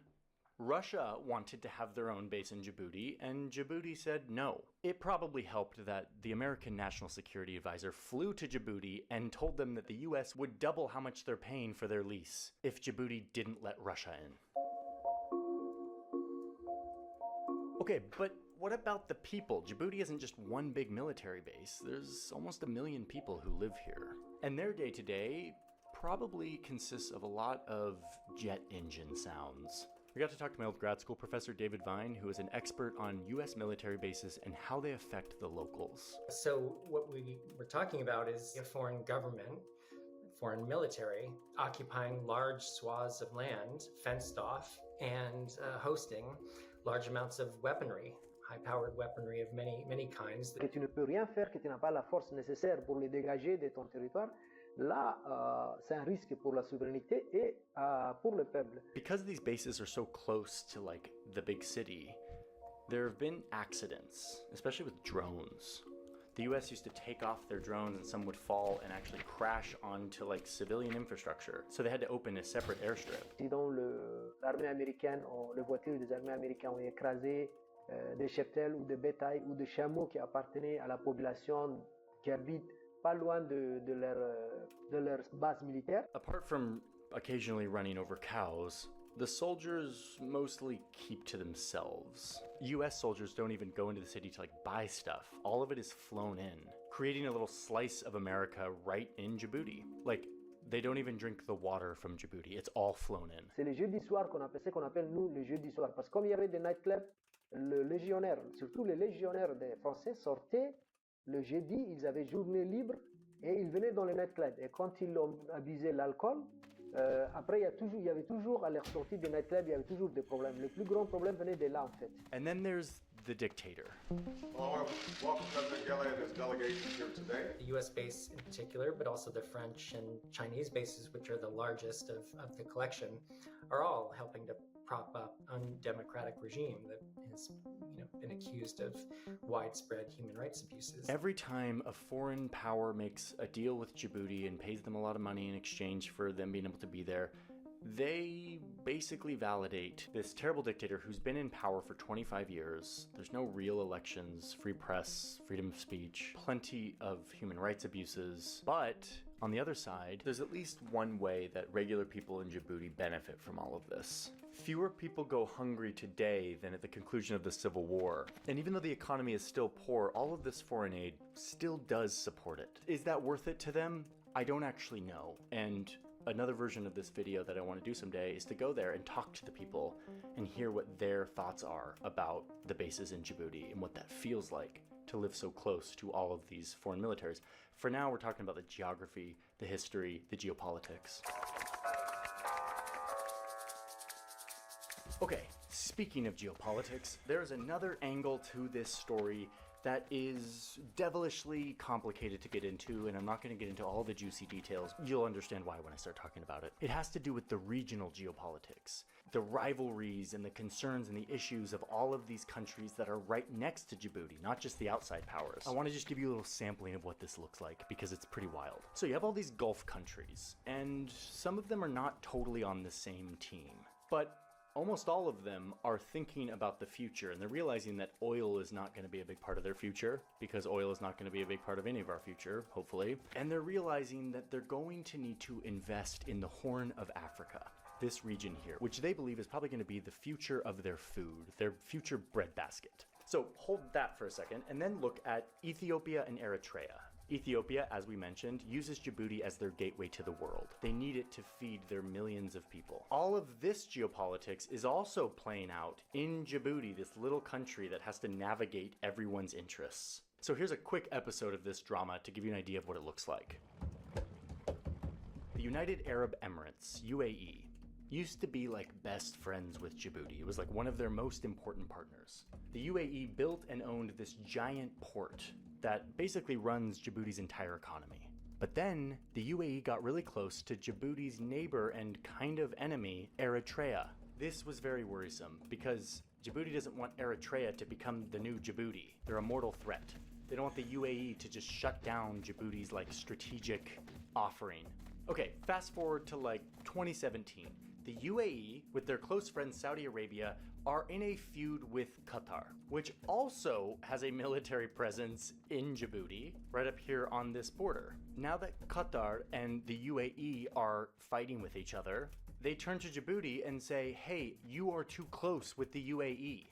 We're out of here. Qatar takes their soldiers out of this border area, and right away, Eritrea takes some of this land from Djibouti. This may seem like some petty border skirmishes, but remember where we are here. This is the vital choke point. Bab al-Mandeb. Every inch of land matters. Every little conflict could be the spark that stops the global economy. And what this little flare-up shows us is how Djibouti finds itself in the center of conflicts between other countries that it kind of doesn't want to be in the middle of, but like has found itself in the middle of because it hosts all of their militaries. But wait, there's more. Djibouti is actually really good at this. They know how to play the game and to play all these powers off of each other, and we'll see what happens next. So they're kind of beholden to the UAE. UAE has way too much leverage over them. So finally it all comes to a head and they kick the UAE out from this really vital port. And they give a massive chunk of it to, wait for it, China, the new arrival to Djibouti that no one wants to mess with. They now have the port. And Djibouti is now on their side, and the UAE can't do anything about it. Djibouti saved itself from one power by pleasing a bigger power. Do you see how this works? Do you see what game they're playing here?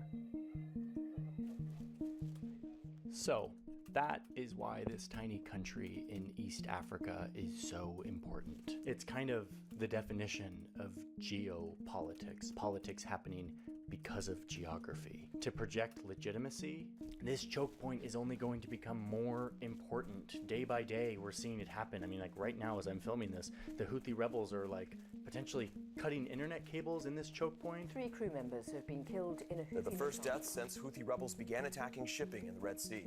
After months of bombing merchant ships to punish the West for supporting the IDF war in Gaza, I mean, it's this kind of threat that Djibouti was set up to handle. That is why all these foreign militaries are here. And yet, for me, there is a subtler threat that is emerging here, which you can see when you just look at this map of bases. Djibouti hosts rival countries during a time when we are transitioning away from a rules-based order where all the great powers have an incentive to work together under one system that is dominated by the United States, that deeply benefits the United States and its allies, but that works because the United States imposes and protects those rules. Those rules are being challenged. And what is emerging is a system that is messier, more disruptive to these reliable rules that have kept everything stable, kept the United States on top. And unfortunately, we know all too well what happens when great powers start competing with each other more and more over vital resources and vital geographies. In fact, most of the history of war is what happens when great powers are competing with each other. It's ugly, it's messy, it's violent. It provokes a zero-sum way of thinking, competition, racing to secure and control and exploit vital geographies, like strategic choke points that lead into the most important waterway on the planet. As this rivalry heats up, Djibouti's role is going to become more complex. Its government will continue to do what it's done, playing the big powers off each other, exploiting its great real estate to benefit itself. But I believe that there comes a point in every escalating conflict where you kind of have to choose sides. I want Djibouti to continue to embody the positive sum thinking that has kept the world relatively stable these last 70 years. But it's definitely playing with a very delicate balancing act, and there's a chance that it could stumble. So, as you all know, I will be keeping an eye on the global order, as well as Djibouti, to try to see where this is going, to see if the great powers can continue to cooperate and compete, but cooperate, or if we're heading back into the old days, where competition threatens to rip the world apart. I don't think it's inevitable, but it's going to take effort to avoid it.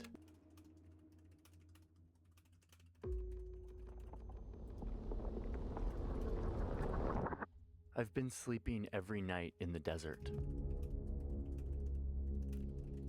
Up here in the northwest corner of Saudi Arabia.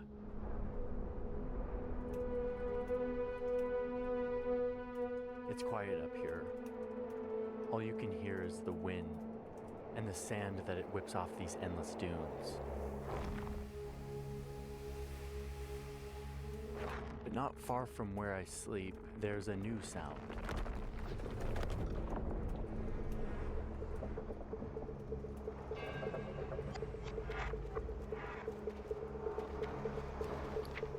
For years I've been hearing about this trillion-dollar futuristic city that the Kingdom of Saudi Arabia is building atop this sand. They're calling it Neom, and they're investing a huge amount of their vast oil wealth into making it come to life. I've been hearing about all the reasons it can't work, how this is all just a mirage of royal ambitions. And yet, even from space, you can see that they're building it. They're building something.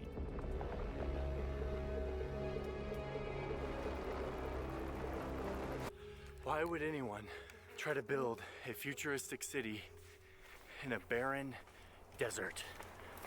That is a question I've had for a very long time, and one I intend to get to the bottom of.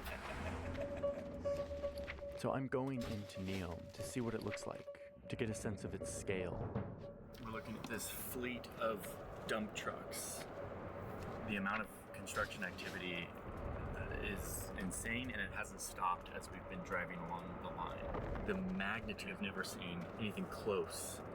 They're building mountains out there. I'm joined by my friend Salim, who was born in a tent out here. He knows this desert better than anyone. Every dune, every valley. All the secret water spots hidden deep in red rock slot canyons. Oh my God. I asked Salim to bring me out into the desert, not only to get up close on the construction of Neom, but also to show me how people live out here, to introduce me to members of his tribe, how they've survived for centuries. Nomadic Bedouin, who represent the origin story of this desert kingdom. I wanted to put a human face to this collision of worlds, old and new.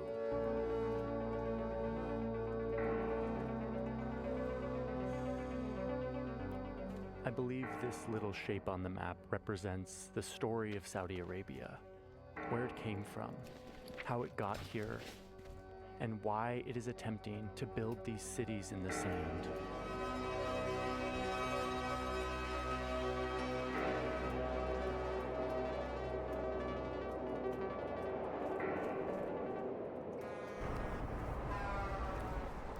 I'm officially in Neom, and let me tell you what I'm seeing so far.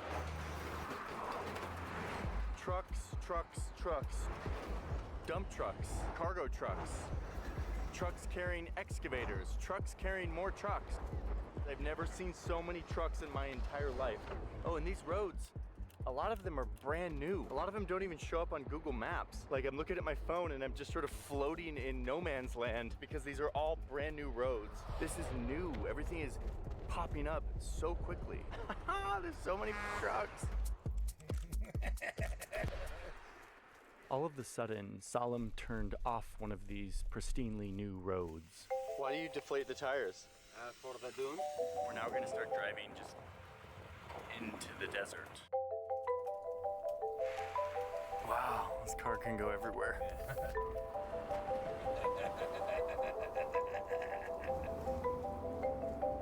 Are we going up this dune? Oh, wow. Yeah. Jeez, this is insane.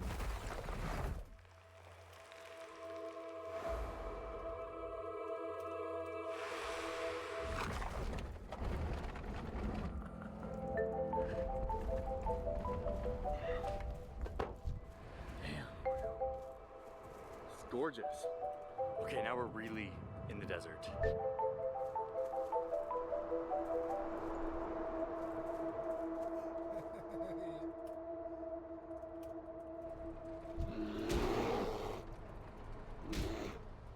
We found a little canyon to camp in. And while I thought we'd be eating granola bars or canned soup, Salim had other plans. Did you try camel meat before? You try tonight. لحم حاشي. Hashi is the young camel. Ah, rice with camel meat. The evening tradition here is to wind down with a cup of coffee. Saudi coffee is unroasted and green, infused with cardamom. It's a different taste. I like it though. But it's still very caffeinated. Oh, and then after the coffee comes... thank you. Which again is very delicious, but how can they drink so much coffee before bed? Yeah, I can't drink too much because the caffeine, I won't be able to sleep. In the morning, I'll drink a lot of it. Okay.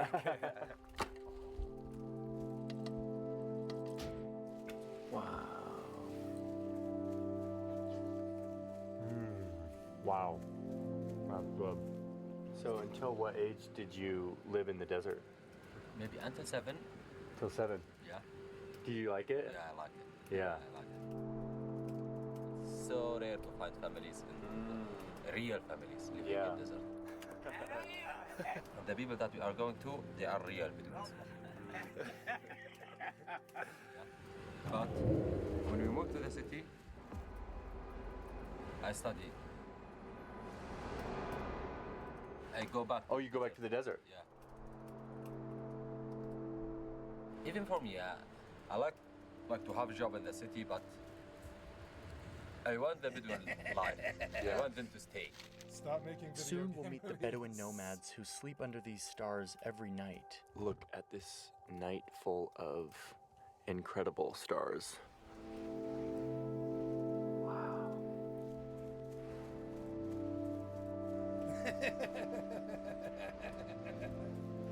The Saudi desert is proving to be exceptionally peaceful, despite the army of trucks that, by the way, are still working here in the dead of night. They don't ever stop, and haven't for years.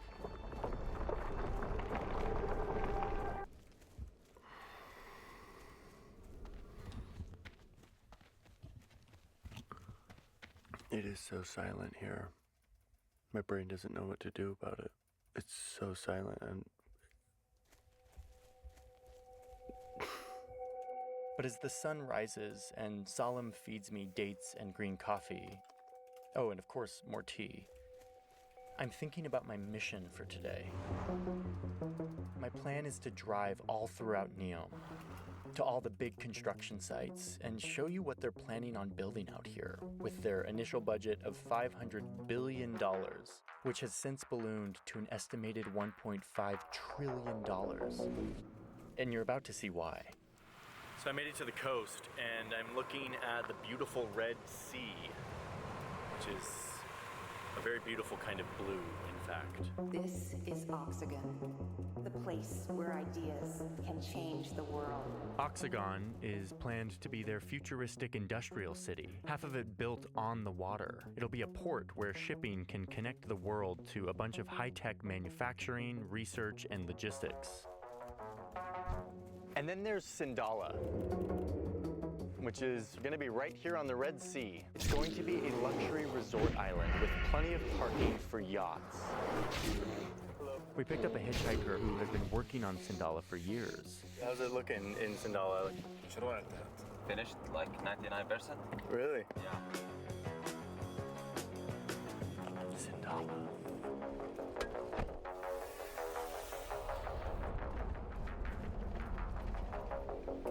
And then there's Magna, which is actually the name of one of these coastal villages we've just been driving next to that is no longer a village. They've forcibly relocated thousands of people for this project. Atop the ruins of these villages, the kingdom is building 12 luxury coastal resorts and communities. Hey, just one quick clarification here.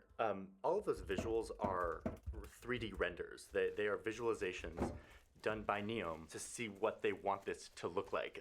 This stuff doesn't exist yet, and I think that maybe is obvious, but it looks so real that I just want to just make crystal clear.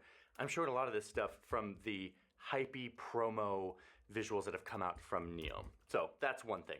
Also, check out some of this footage I got while I was on a dune. I was floating around on this dune. This is me shooting from the drone, but suddenly, on the other side of this massive dune, there are these green circles. When I was planning my trip to Saudi Arabia, I got really interested in these things, but that has nothing to do with Neom. So I hopped on the phone with my new colleague, Christoph, and asked him to go down the deep dive rabbit hole of why there's a bunch of green circles in the Saudi desert. And he did so, and he made an entire video about what he learned. That video is live right now on our new channel, Tunnel Vision. I think you're gonna like it. Built on some pretty wild designs, ideas, and concepts, including a vast subterranean digital community inside a mountain. Magna, the coast of Neom. Yeah, right there's perfect. طول عمرك. الله يسعدك. دائما إن شاء الله. And then there's Trojena, up here in the mountains. Yes, there are big mountains here. It's going to be a luxury tourist destination for adventure and wellness retreats, complete with an artificial lake and outdoor activities like mountain biking and skiing. Yes, I just said skiing. Up here in the mountains, it gets kind of cold in the winter and snow falls. Definitely not enough for skiing, but enough for them to make fake snow and make ski slopes. They're building a man-made lake. In fact, they're doing it right now. I'm looking up at the mountain and seeing the plumes of smoke from the dynamite that they're using to do whatever they need to do to build an artificial lake. Oh, and by the way, that's the mountain where Moses talked to God and got the 10 Commandments like a few thousand years ago. There is no freedom without the law. Who is on the Lord's side? Welcome to Trojena, the mountains of Neom. This is all so strange.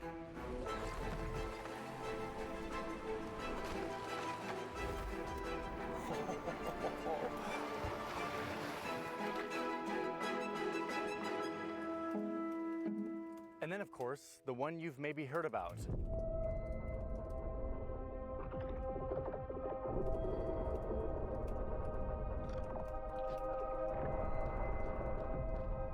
And yes, it's being built.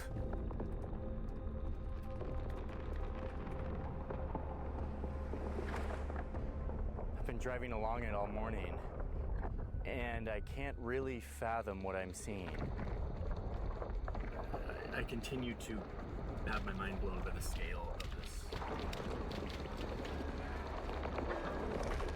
They say the line is going to be a futuristic city that stretches 170 kilometers and run on renewable energy and artificial intelligence. They want 10 million people to come live here, like a whole New York City of people inside of this line in the desert.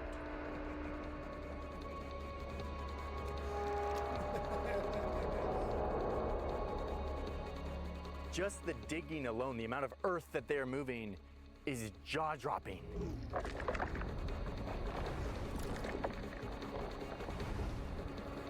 The magnitude is like they're building mountains out there and moving so much earth. Now, I thought I had seen a lot of trucks before, but as I drove along the line, I started to get slightly dizzy. having a hard time processing the scale of all of this. All of these machines working non-stop, every hour of every day for years, moving sand, making mountains, and carving a straight line into the desert.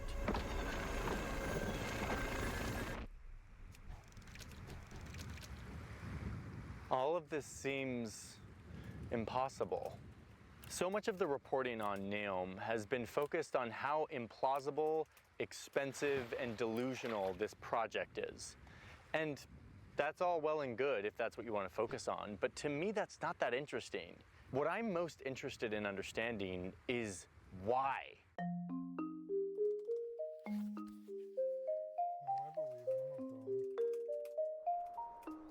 We found a little cave last night and camped here. Salim invited some of his friends out. Hey guys, how's it going? This is so cool, right? We all sat around the fire, me listening while they laughed and joked in Arabic.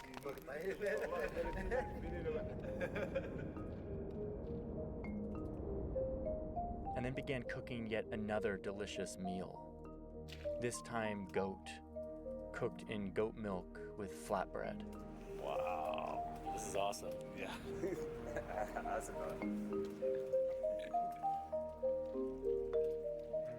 wow, not good.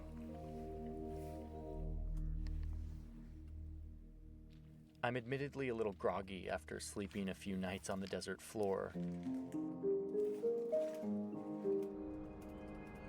We're just sledding down a massive dune in a car, and it's as smooth as butter.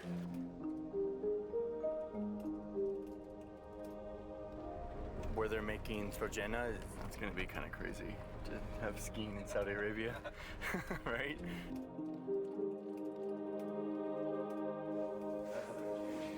Yeah. That's like a hiking trail. Yeah. Really? But with this snow, this is new. Today, Salim is introducing me to members of his tribe. Is this them? Hello. It'll be the polar opposite of yesterday's tour through Neom's construction. He put on his traditional Saudi clothing so as not to surprise the members of his tribe that he has indeed become a modern city man. We arrived to a remote patch of desert where a few tents are set up. The elder of this family warmly invites me in. Johnny, hi. To sit for coffee. And then, of course, more tea. Wow. And at this point, I'm just embracing the caffeine. They tell me that the only Westerners they've ever seen out here are the ones looking for oil, and that it's very strange to see me showing up to learn about their culture, and especially with a camera. هو شغال تصوير. صور كل شيء. عشان نصور نسجل عن النوم. لا ما عليك. هو الطلب عليك أنت ترى. So how long have you lived here? This is 2 months here. Months. Yeah. Wow. In this location. مو مكان ثابت. يعني مناسب للحالات. I got to meet their animals, extended members of this nomadic family. So this family's been here on this site, and they'll move again when the season tells them to. They basically are here grazing their camels and their goats. And God, they've got a beautiful view. Oh my God, those mountains. So wait, he's the shepherd? You're the shepherd? Yeah. Wow, that's cool. Do you ever get lost in the desert? No. He's a pro. He's a pro on that donkey. These people's lives depend on moving these animals through the desert in search for scarce food. A theme I hear from a lot of people who live out here is the just sense of peace and simplicity that they get, that they realize that the city could never bring. What do you like about out here that makes you stay? حب البداوة.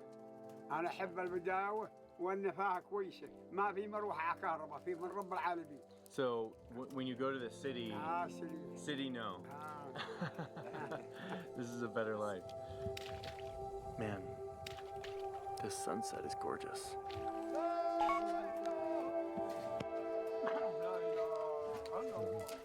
Okay, yeah, that's good. We can reel that.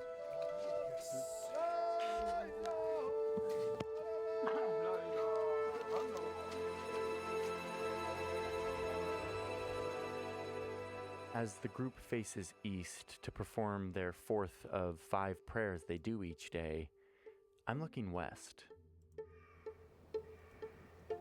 Just over those mountains, the Kingdom of Saudi Arabia is digging a giant line in the sand.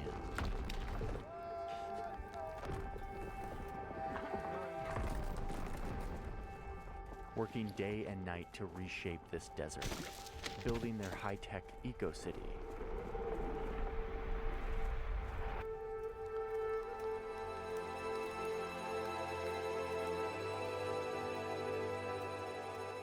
For most of its history, this was the way of life out here on this peninsula. And it may have remained such to this day, but eventually the Bedouin on this peninsula united, and unbeknownst to anyone, was sitting atop a sea of black gold. Oil in commercial quantities, averaging about 200,000 barrels a day. To handle this huge volume, the expanding program requires an increase of permanent personnel to a total of more than 15,000 Arabs. Oil changed everything. The kingdom rapidly modernized. The king sees the oil development as the greatest single means to modernize his country and improve the living standards of his people. All while still maintaining a deep connection with Islamic law and the rules and norms of Bedouin life. And despite this rapid modernization, hundreds of thousands of people still maintain the nomadic lifestyle. It is a link to their past.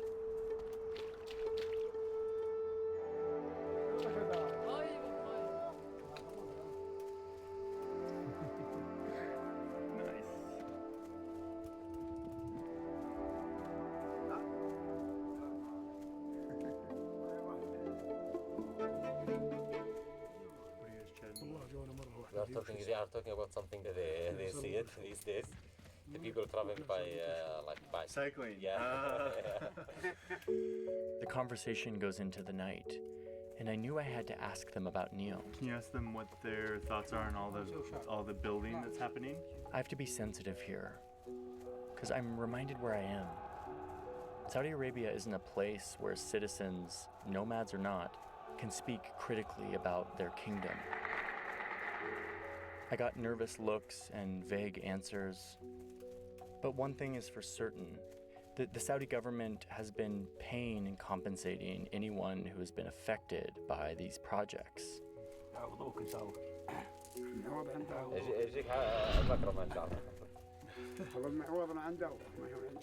Out of respect, I decide not to push it. It's not worth it. لا لا وانتم فيكم خير وبركه والله نحن جايين نجربكم ولا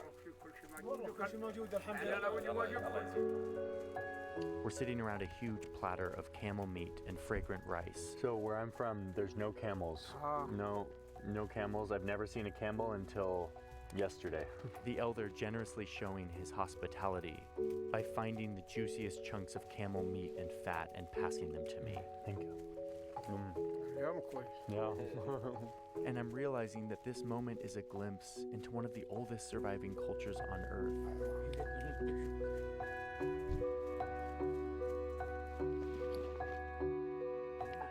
Thank you.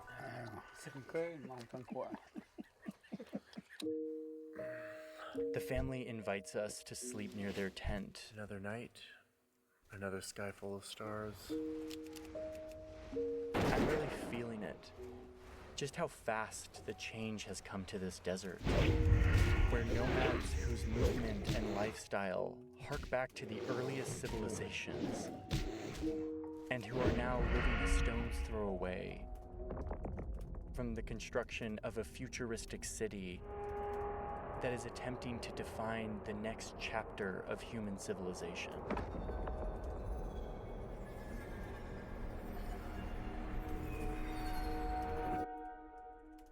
It feels like too much to process.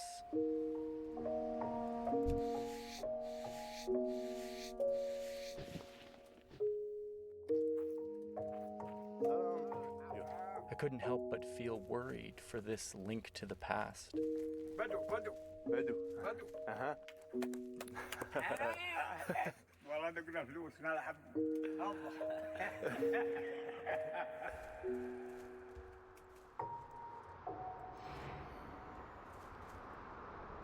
So oil transformed this desert, but soon a problem began to arise.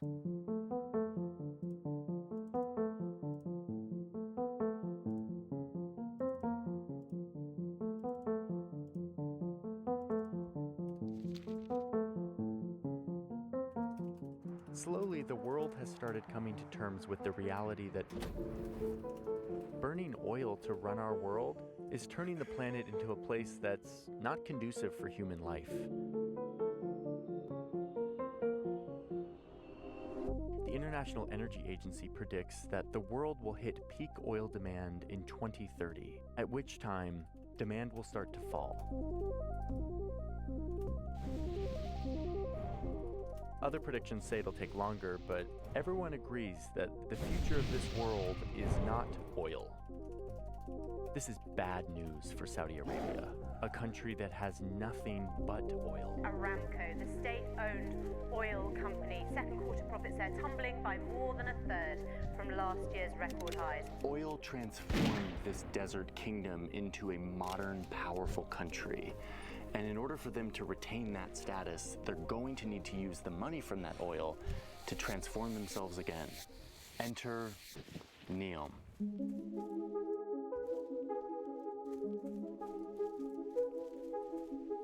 Saudi Arabia wants to replace its oil economy with new economies, new industries, some of which they want to invent. This kingdom that has been historically closed is now open, welcoming tourists for the first time. Welcome to Arabia. Get your visa now. Let's go to Sindala! Are here! Hoping to attract the world. This is something neighboring Dubai has done successfully. But Saudi Arabia plans to do it on a whole new level.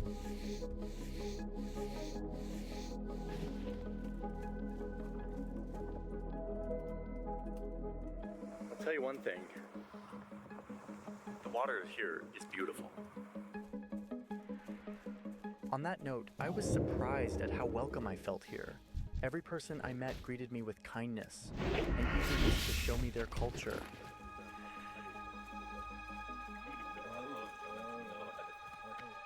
But it's not just about tourism. NEOM is manufacturing, sustainability technology, sports, education, media, and even an attempt to reinvent cities themselves.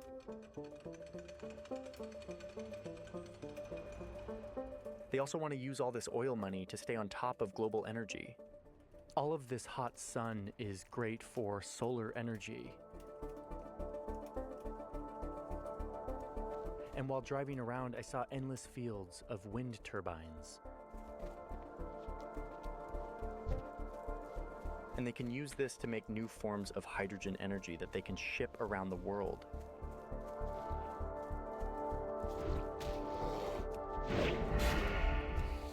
And the reason why all these promo videos look like a Hollywood movie is because they can't do this without investors from the outside world. مشروع ذا لاين هو ثورة حضارية للإنسان تضع الإنسان أولاً.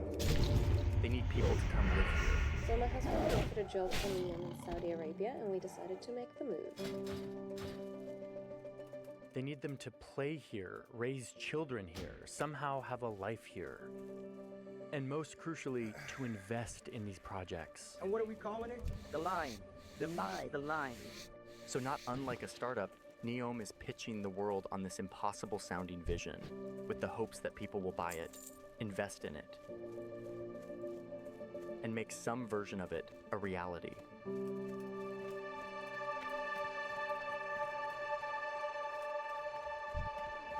So do you feel excited about Neom? Like, Yes. Yeah? Why? I wouldn't do this business without Neom. Before Neom. Wow. Everyone wanna like check on internet what is Neom. Then they need a tour guide. So I have more than 30 tour guides working with me. Wow. So it's a big business now, and it's all because of Neom. So while Salim is seeing the benefits of this project, the effects for others in this region are less certain.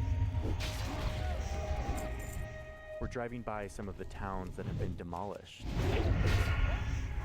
The people forced to move to make way for the construction of Neom.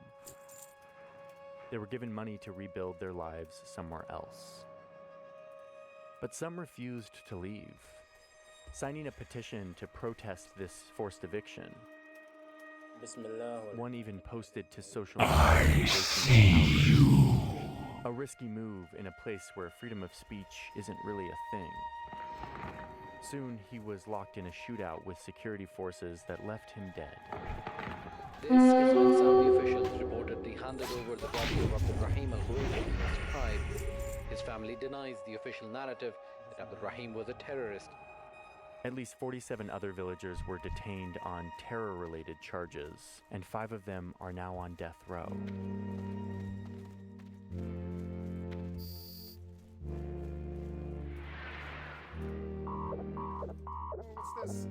The scale and riskiness of these projects speaks to the scale of Saudi Arabia's challenge. They need something to keep them afloat after oil goes away, so they're betting the family farm on a few massive projects. Many will likely fail, but even if a few of these work out as planned, it could be their next oil. Are you kidding me? Lifting this kingdom into the future. That's the calculus here.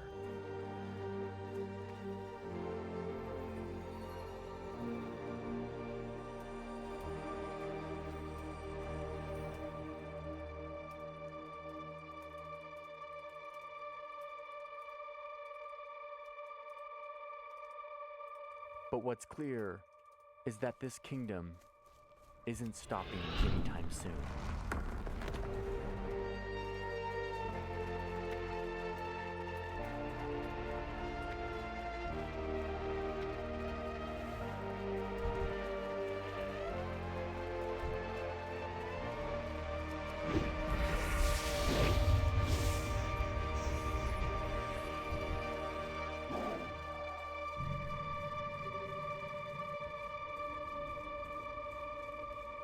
Economy is in recession, and the civilized world faces unprecedented dangers. Yet, the state of our union has never been stronger.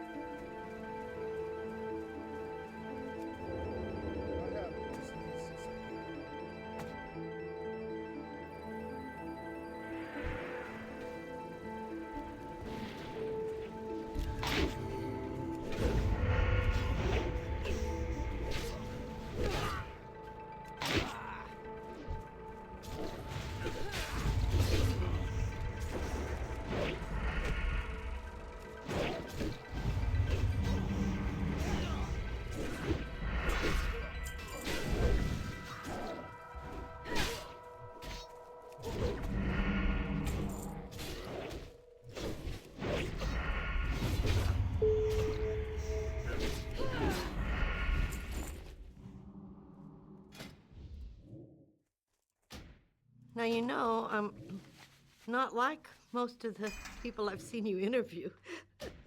That's okay. I like that. I always welcome something new and different.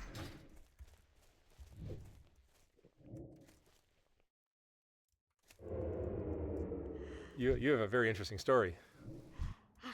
I think I do, yeah. Yes, I do. I've lived my life the way I wanted to live it, pretty much.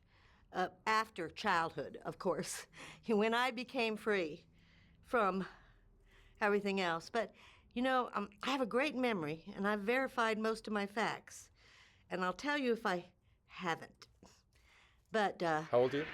I am going to be 80 on July 30th. I'm 79 on July 29th, but that means 79 years have passed. On the 30th, I'm going to be in my 80th year. That's the way I look at age. Okay. Yeah. So, So, Lindy, tell me your story. Why don't we start chronologically? So when I was, my first memories, being in a tent, snow everywhere, a pot-bellied stove. Where is my this? mother, Pittsburgh, Pennsylvania. And we had cots. And I remember being fed beans.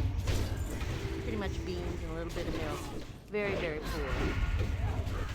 And she was pregnant with her third child. She got married at 14. And she had me before she was 18, and I'm the second one. So the next memory I have is being on a train. And to give you a little, do you want to go see him? You want to stay here? You can't wander around.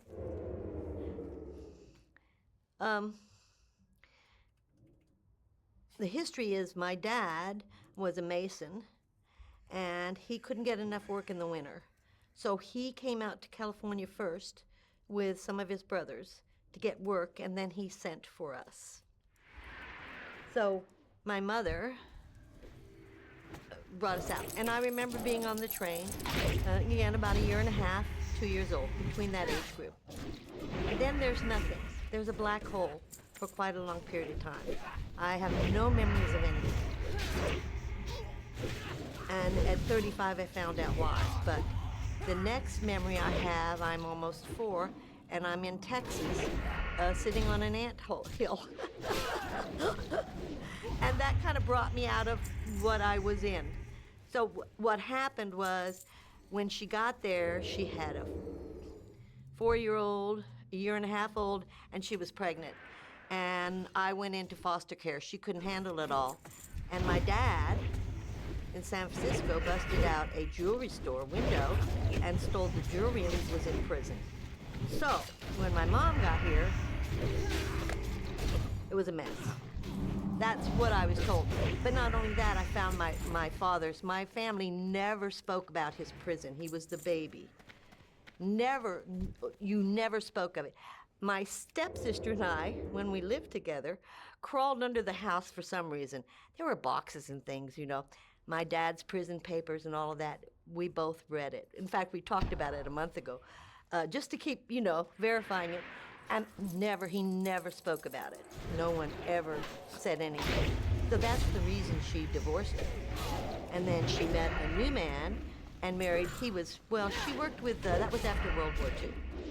So many had been injured, and she worked in the hospital as an aide. So she met someone else, they got married, and he was from Texas. So that was the next memory that I had. Then if you think about this, as I'm talking about this, I am separated. I'm separated from my brother and my sister. I never meet my brother till he's almost 2. So I want you to keep that in mind, how much isolation I've had in my life. So at between 6 and 7, nothing major happened between, you know, that time, and I came down with polio. So my mother, I have such long stories. I don't want to be too long on any subject. My mother decided to take me to a doctor. And it was Waco, Texas. So when we got there, they lined up the lung machines, you know, and they had rooms of lung machines and children in them. And the doctors told my mother that I needed to be in a lung machine. And my mother refused. She was very angry. So they were talking about it in front of me, and she made me leave the room, and she told the nurse, it's still so bright in my mind, don't take her and show her those lung machines. Don't do it. I want my daughter here. Well, the nurse proceeded to put me, well, I was already in a wheelchair, and took me down to the lung machines. And I don't know if this is my mind or this really happened. There was a young boy about my age in one of the first lung machines. The kids were all lined up. And he had blonde hair, kind of brownish blonde. And I went up to him and I said something like, "How are you doing?" And he goes, "Don't let them put you here." And that's all he said to me. And about that time I hear a woman screaming down the hall, "What have you done with my daughter?" Because my mother was furious. She said she'll never be in a lung machine, never.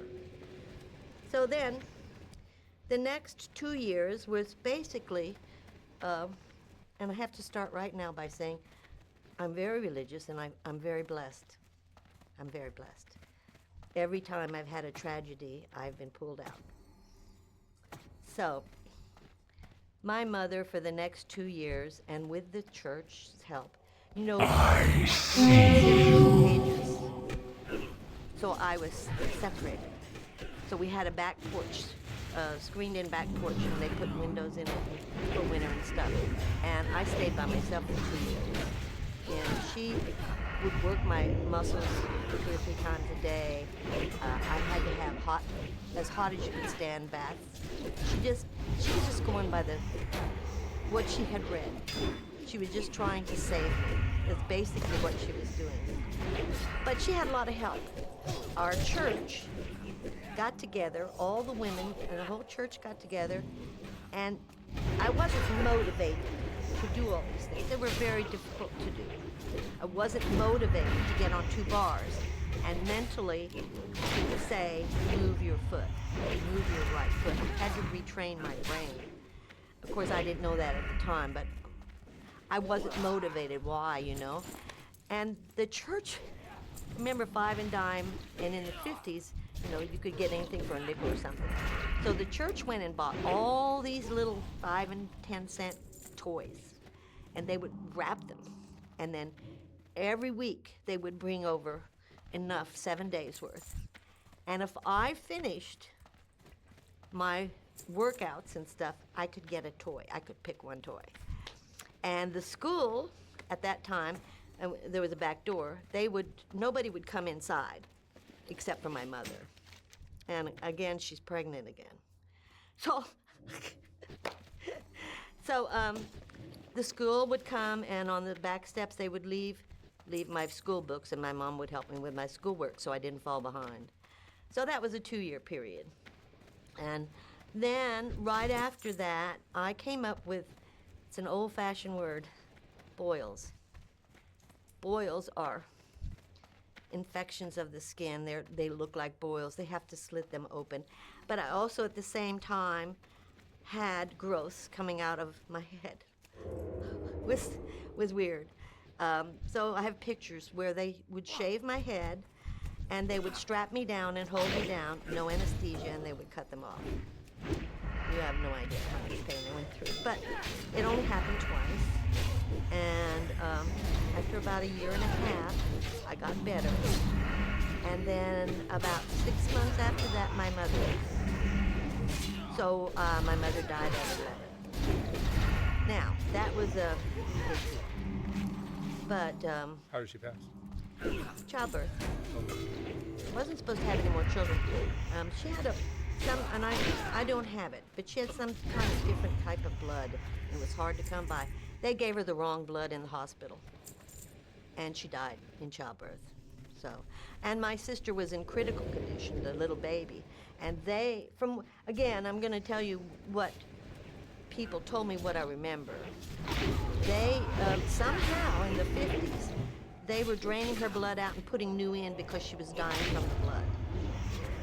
It was just a crazy freak, incident. Who knows? But I have a brother and a sister, and she went wild, and he just started wetting his pants at night in bed.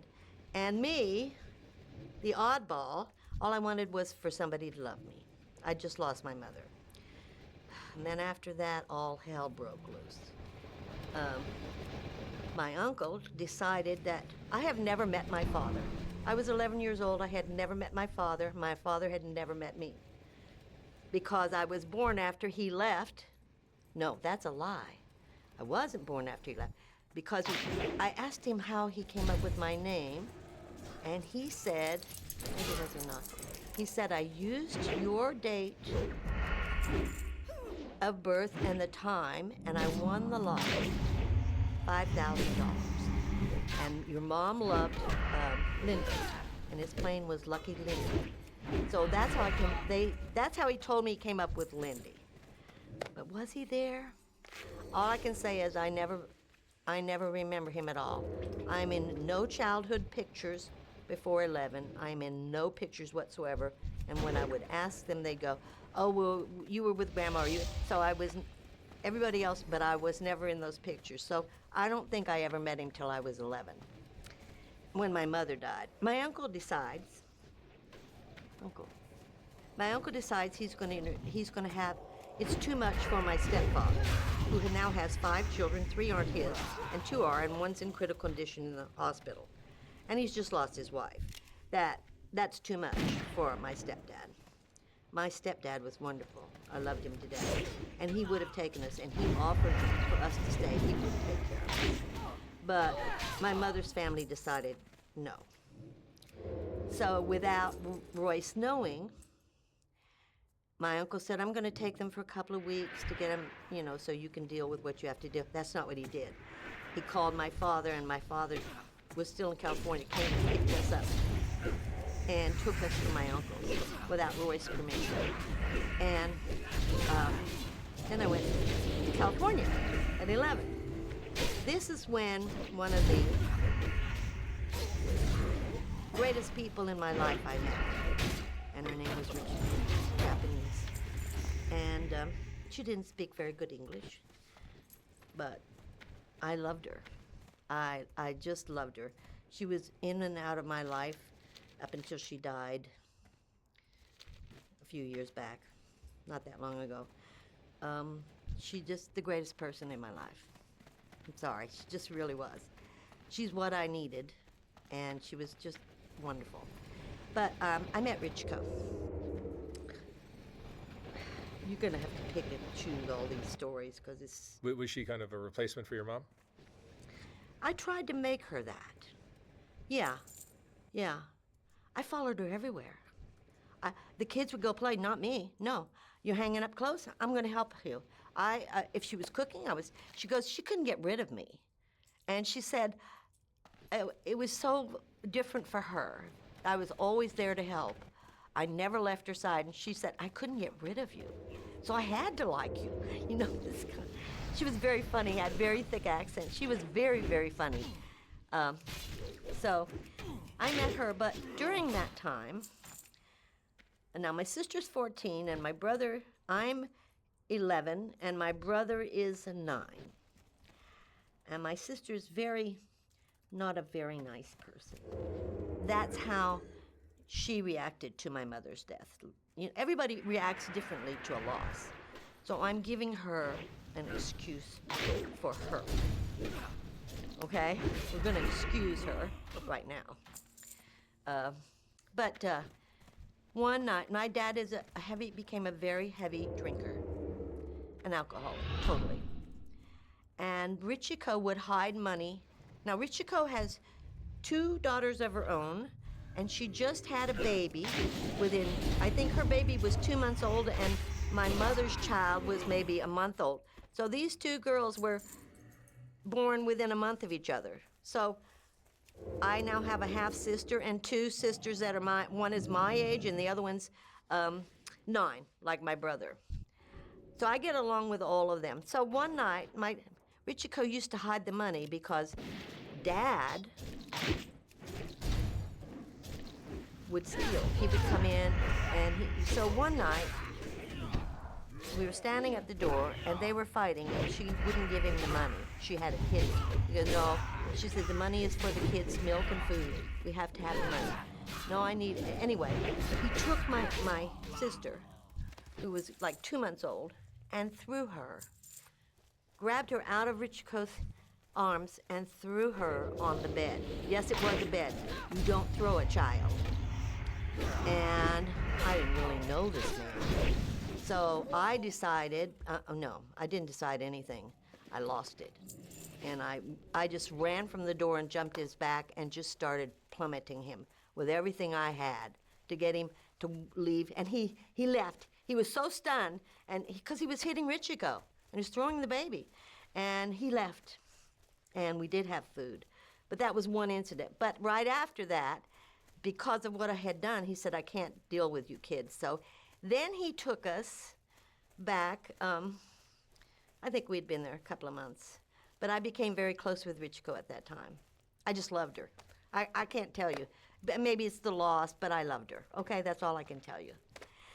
And I loved my two stepsisters. I just loved them to death. We're still close right now. At this age, we're all three alive. So anyway, then we go back.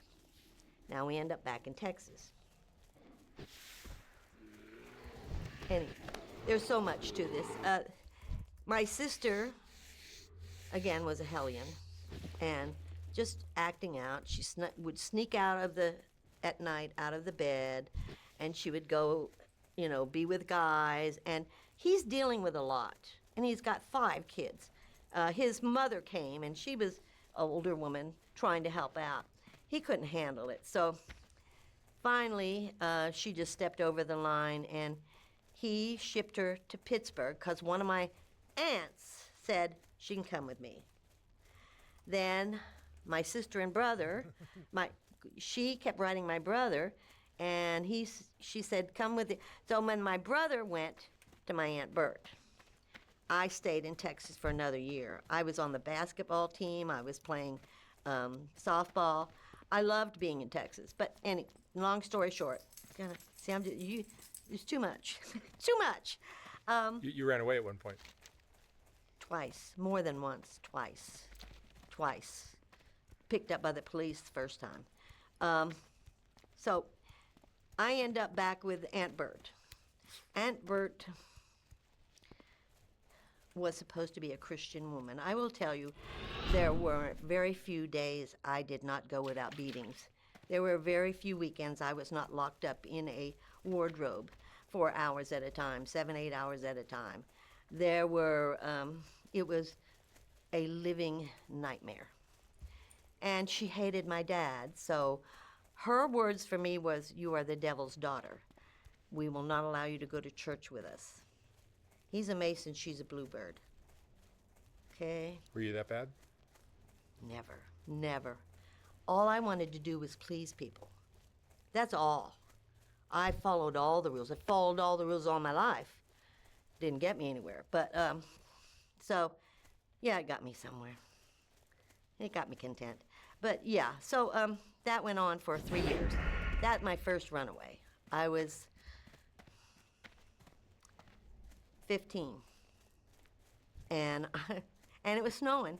And you know the old story where you see on TV where they tie the sheets together? I was on the second floor. I tied the sheets together because I remembered seeing it. And I climbed down.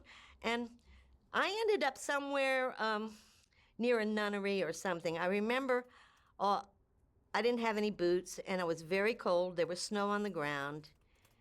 And I climbed up a tree to get a little bit warmer and get out of the snow. And someone saw me from their window. Goodbye. And they called the police. And the police came and got me.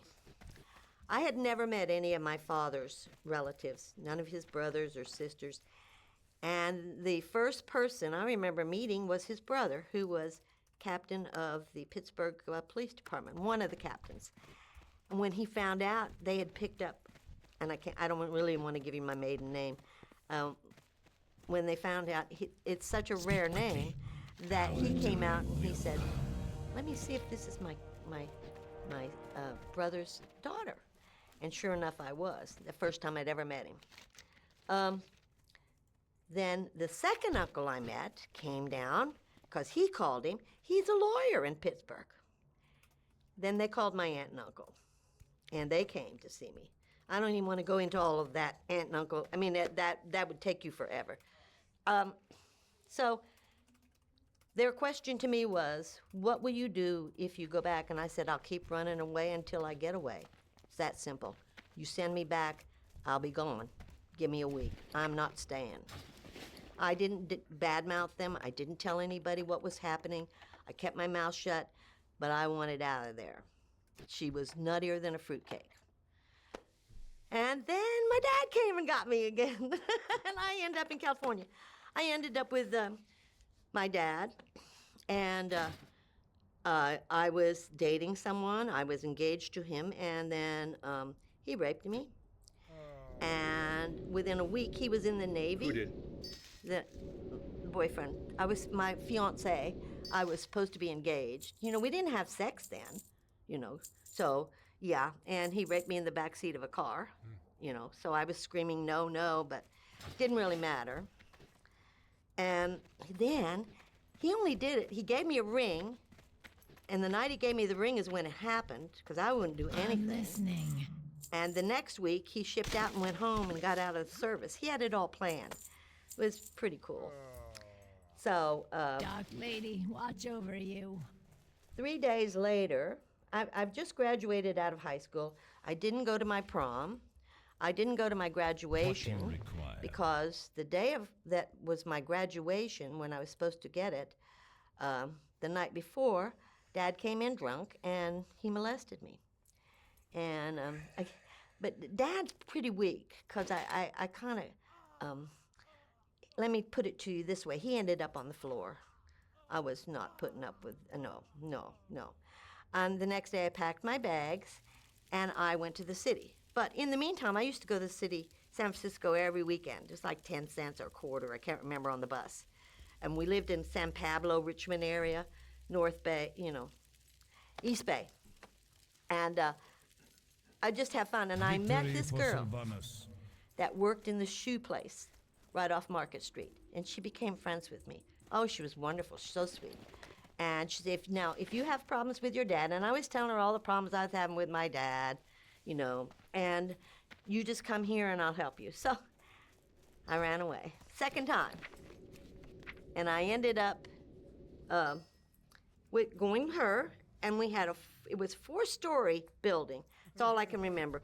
I think there were 4 or 6 rooms on each floor. And this one woman lived at the top, and she had the biggest room of all. Farewell. And she took me there. And I had a job at Macy's. And I started that job, but I didn't have any money, my first paycheck. I got it right away. So they said, you can stay here till you get your first paycheck, and then you can pay us. No. And they were having all kinds of parties, and they just send me to my room in all kinds of soldiers and all this. So then one night she goes, it's time for you to pay up. And I go, I get paid tomorrow.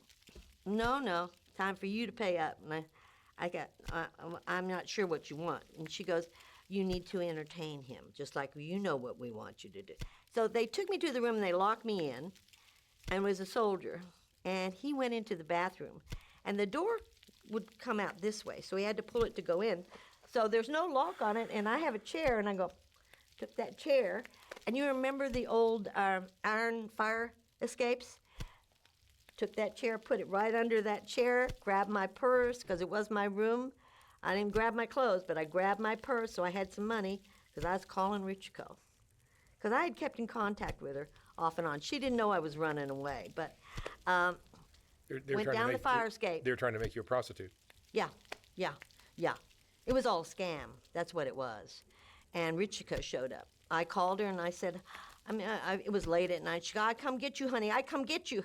And she came down. She ripped them a new asshole. I mean, she walked in there. She got my clothes. She was so mad. She was like a little nightmare. And she's only this big, but boy, yeah. So Yeah, it was all a scam. It was easy to get girls like me, particularly if we had problems at home. I wasn't raised by anybody. I was raised myself. Nobody raised me. You didn't have a normal childhood. I was always isolated. There was one thing or another happening.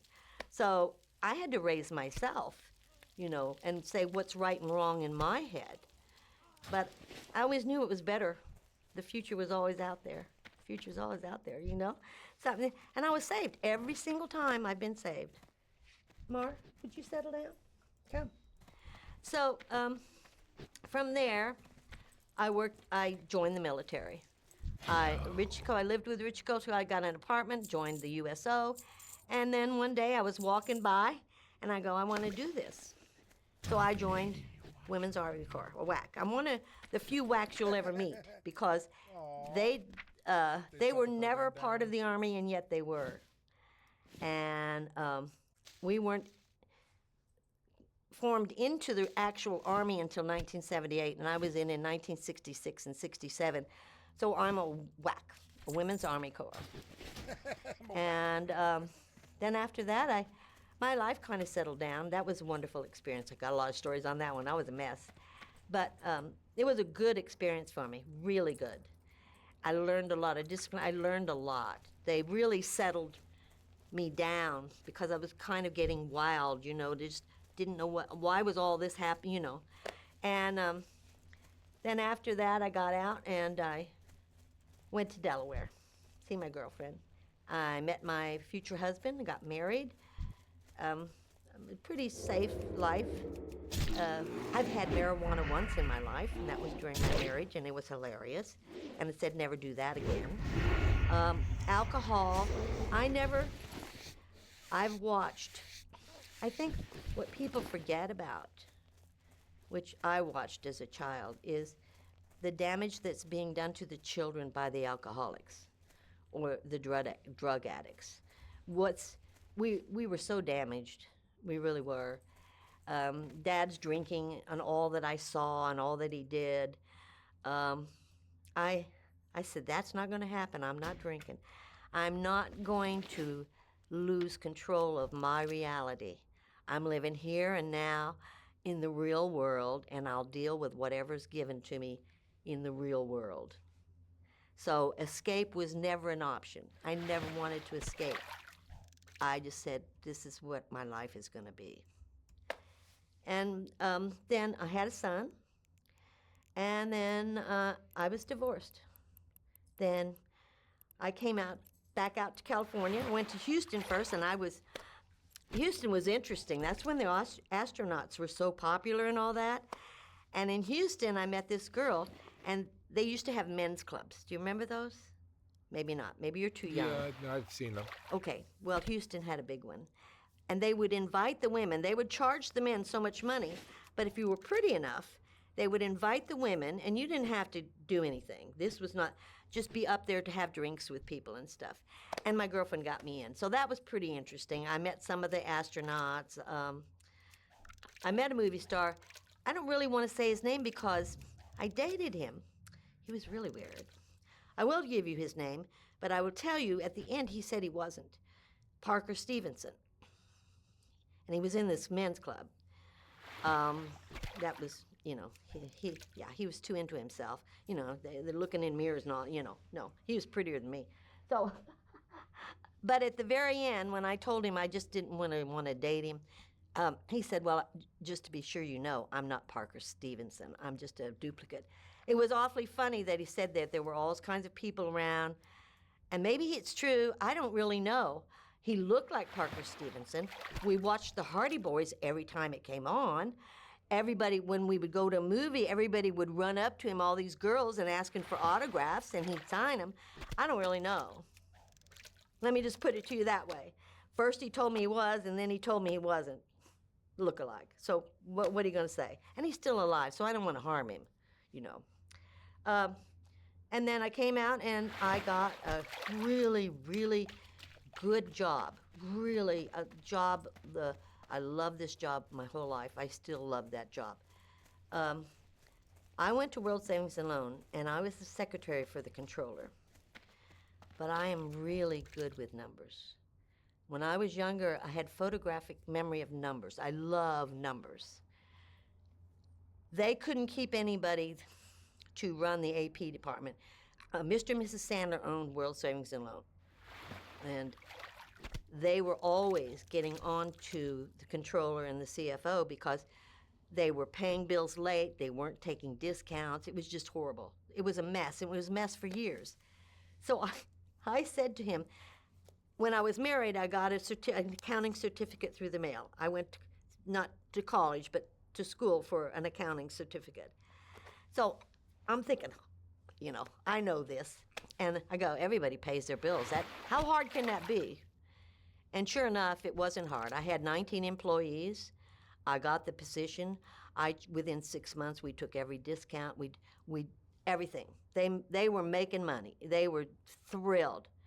And then they chose my department to put in the first mainframe for debit cards. So I went to school at night and learning COBOL, and then I worked during the day helping install and work between management and them to put the first mainframe in and the first department online. Then some IT person, mind you, we didn't have IT. I did this, you know, going to school at night, learning, and they spoke a different language. Now it's so different now. It's hard to understand what I'm even talking about. We got an IT group, and he made my life very difficult. So I ended up leaving World Savings and Loan, but I loved that job. I was there 10 years. Then after that, during that job, I forgot. And then I think we'll just skip the rest. I went to modeling school because I was not very sophisticated, and I didn't speak properly for corporate. So one of the executive vice presidents, it was a female, she said, why don't you go to modeling school? And I did. And I have picked, well, I don't have any to show you, but I even got modeling jobs. And I was the worst model you ever wanted to know. The first one I did, you know how you twirl on the walkway? I twirled right off it in the show. So what can I tell? The second one was terrible. I didn't want to do it. I've never wanted, now I am. When I was younger, I never wanted to be in front of a camera. I never wanted to be in front of a group. I never wanted to be singled out. I just wanted to be a part of. And now, when I look back at my life, I go, no, I am singled out, you know. I'm not part of the group. Never have been. But, yeah, so now I'm almost 80, almost. And I spent a lot in between. I went to Delaware, and I moved here, and I moved there. I just go wherever I want. So I finally came back here, and I ended up in a van. I put a deposit down paying for a mobile home, only to find out they were ripping us off. The state showed up one day and said they didn't have the titles for these mobile homes they were selling. They were older. They didn't have the titles, and that we would have to move out because they closed it down. I lost everything, all my money, you know, and I'm like, you know. So I had a little Mazda van, and I just thought, I can live in this. I can live in this. That was 2011. I can do this. You know, all I need, you know. So I got a job at KFC and lived in their parking lot for 2 years in that Mazda. Across the street was a 24-hour open gas station. I could go to the bathroom over there.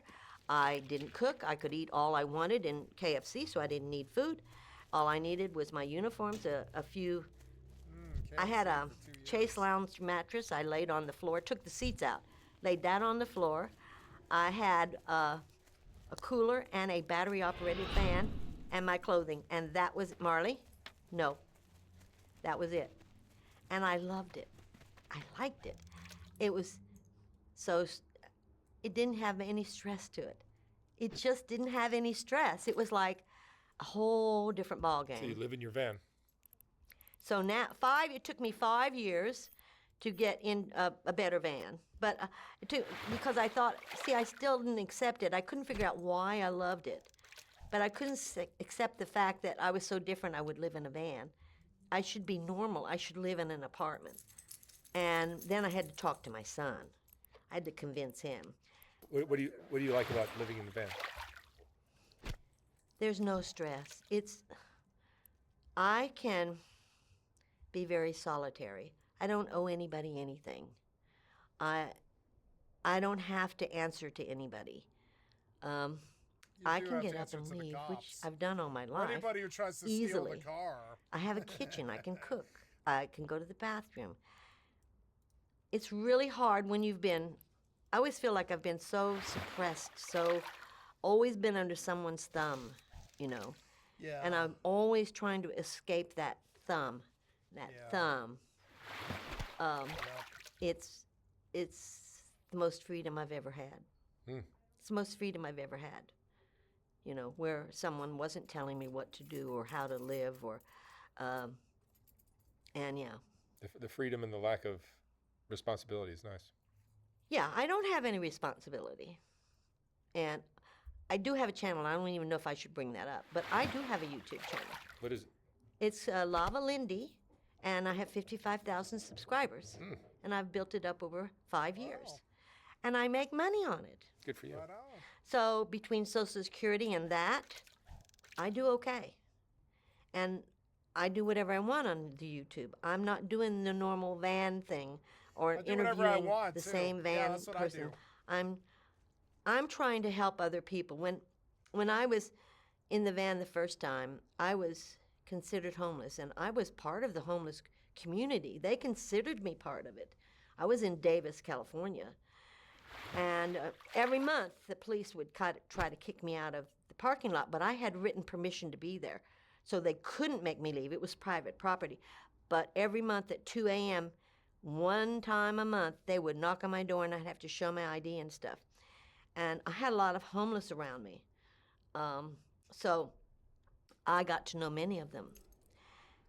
As you know, there's some pretty bad stories. But I'll tell you the good ones. KFC would never allow me, I would close at night. So they throw all this food away. And it would drive me crazy because there's so many people that needed food, so many homeless. So I asked KFC if I could give it to the homeless. And, oh, no, you have to throw it away. They could sue us, blah, blah, blah. I said, can I take it home for myself? And they go, yes. And I said, is it limited? They go, no. So I would say, okay, I'm taking it home tonight. I would pack everything and I would take it down to the homeless. But this couple were 2 veterans.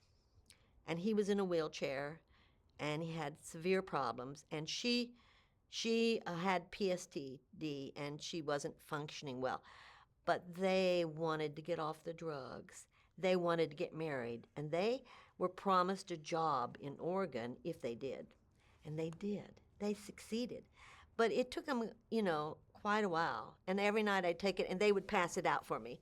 And then there was another couple. They didn't quite do. But I knew a lot of the homeless.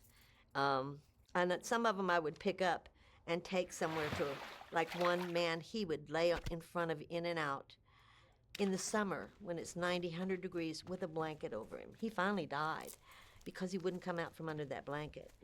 And one of his homeless friends said to me, will you take him he had an apartment for a couple of days. I took him over there, but he gave up. He just didn't want to live, Marley. No, he didn't want to live anymore.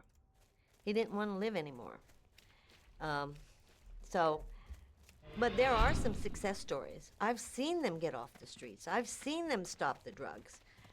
Most not, but yes, they can if they're motivated.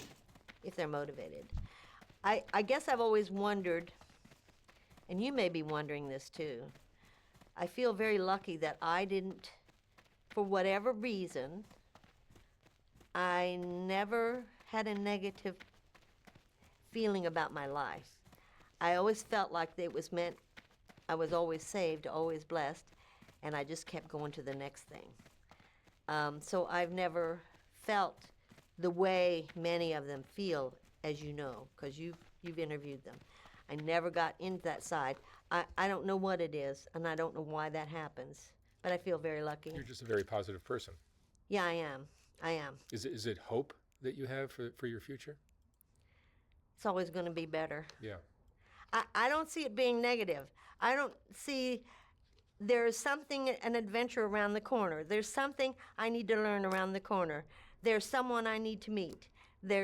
I just always felt that way. Mm-hmm. I have something else to do, you know, and I'll probably have something else to do till the day I die. Yeah, but it's that positive attitude about what's coming next. Yeah, I'm not negative. I don't know if I hope or not. I just believe. I believe, you know, something is coming down the road. That's great. Yeah, something, whatever it is. I don't know. That's wonderful. Yeah, but I think the most important thing is I'm very content with my life in a van. I don't believe I'm homeless. I'm sure society does. And now I want to work to get them to come up with places where people like me, I'm a city dweller, but I'm leaving the city. I'm leaving California this year. I'm not staying here anymore. I'm probably going to become in the desert and, you know, up in Flagstaff, you know, out in BLM. It's getting more and more difficult to be a city dweller. And it's been very easy. I have to tell you, after Davis, that was a nightmare. I went to another small town, and I met all the police when they would knock, and had a very positive outcome with them. And the Walmart offered me to stay on the parking lot anytime I wanted. I've just had a great experience being a city dweller, and I built my own community within that city, that small town. And they know me, everybody knows me, and I don't have bad experience from it. But everything's changing. You know, people are leaving, and managers are changing at Walmart. The people that I went to anyway, life changes and goes on.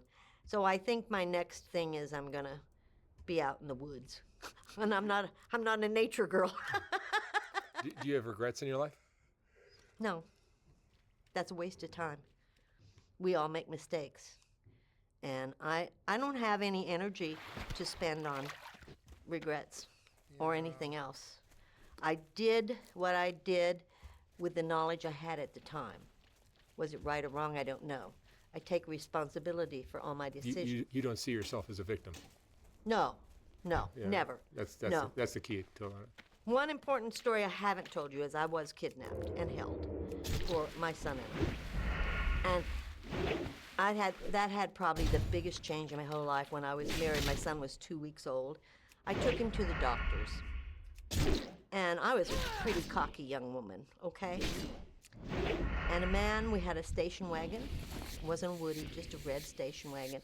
My son was in the back in a car seat, and this man came up to the window, and I wasn't paying attention. I had the windows down. Remember, 1971, you know, I had the windows down. I had $5 in my purse. That's all I had. He came up to the window and he goes, "Can you loan me some money?" I was trying to my son was crying. He had an ear infection and I needed to get him into the doctor's. So I was in the doctor's parking lot in Springfield, Missouri. And I wasn't paying attention. The next thing I know, I have steel, something cold and steel at my neck. "Give me your purse." And he found the $5, and it really ticked him off. So, of course, he got in the back seat, and then he would hold my son with a knife. Now, it took him a long time for him to get me out of that parking lot, because I was kind of emotional. And I'm pretty logical. I don't get emotional very often, you know. And he made him promise, like, "You're so smart." He wouldn't hurt my baby.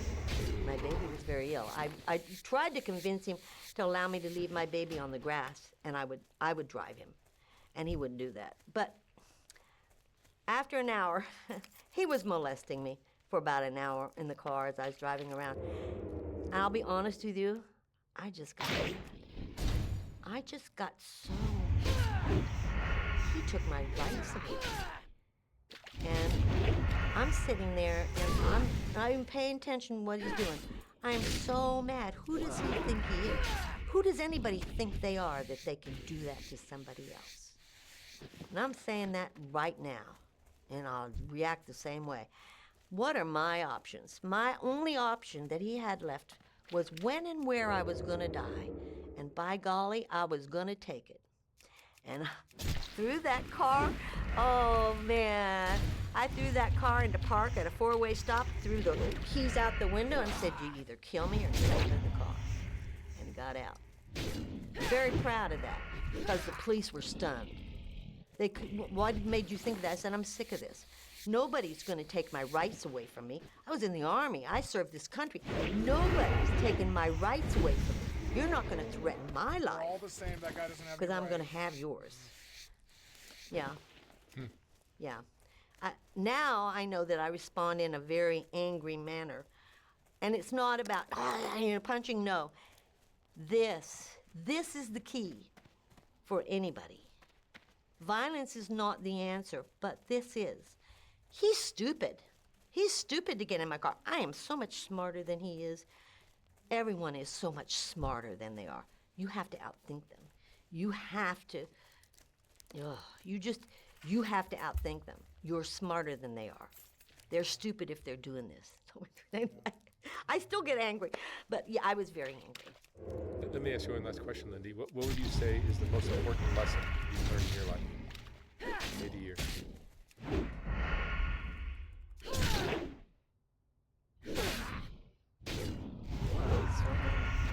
The most important lesson. I think to just stay positive. There's always a tomorrow. We're not guaranteed tomorrow. I'm not guaranteed the next hour. I'm living right now, right here, in this present. So I'm staying positive, and I'm living. That's all I can say, because there's been a million lessons, and I'm still learning every day. You know, I make mistakes every day. But you have to look at life in a certain way, because life is shit and then you die. No, this so is don't look at it like that. You just look at it in a pot, you know, there's something around that corner. Something good. Something's coming. And many times it does. All right. Lindy, thank you so much for sharing your story. Thank you. That was great. Well, thanks for listening. I'm such I got an chatterbox. astral, though, which is really good. I'm actually very happy about that. That's very good. So... I think people might be sleeping on this game. John Carpenter's Toxic Commando. It's been floating around previews and demos for a while now. They recently just had like a Steam Next Fest demo playtest leading up to the launch. And if you look at the reaction online, it feels like most people have kind of already written it off, which honestly surprises me because after spending time with it myself multiple times, I made a video a couple of months ago after their last playtest. I always come away thinking that the game is actually really fun. It's not groundbreaking, it's not genre defining, but as a co-op shooter with friends, it absolutely nails that same chaotic energy that games like Left 4 Dead or World War Z nailed in the past. And right now, it feels like people are either ignoring it entirely or just assuming it's another zombie shooter that nobody asked for, which honestly, I can't blame them for it. But the more you look into it, the more you play it, the more you might realize there actually is something here that people are overlooking. Leave a like down below and subscribe so you never miss a video.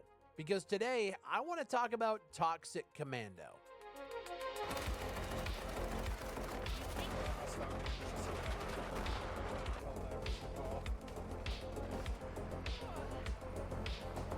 At its core, Toxic Commando is a 4-player co-op shooter where you and your squad fight massive hordes of zombies while completing objectives across large maps. If that sounds familiar, it's because it kind of is. The game is being developed by Saber Interactive, the same team behind World War Z, and it also uses their Swarm engine, which is designed specifically to render huge numbers of enemies on screen all at once. So the core gameplay loop is pretty straightforward. You load into a mission with up to 4 players, you move through objectives across the map, and the entire time you are fighting off massive hordes of infected. But the twist here is that the missions aren't just corridor levels like a Left 4 Dead. They're much more open, with vehicles playing a big role in how you move. Okay, I quit these games. Yeah, I'll go back out Cheetah tomorrow. It'll be there tomorrow.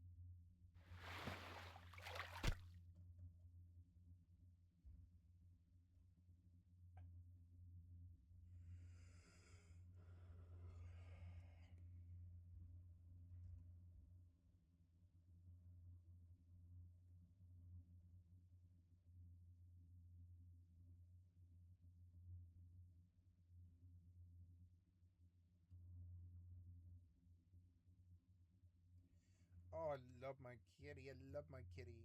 Yes, I do. Love my kitty. I love my kitty.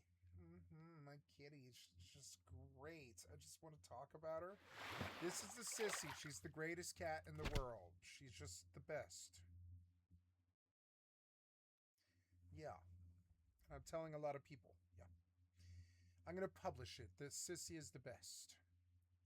It's just a fact of life. Sissy is the best.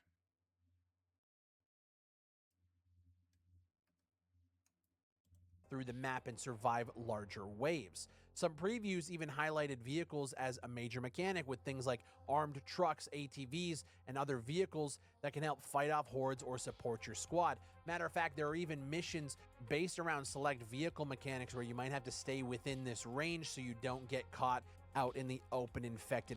It's not my style game, but it looks like a good game.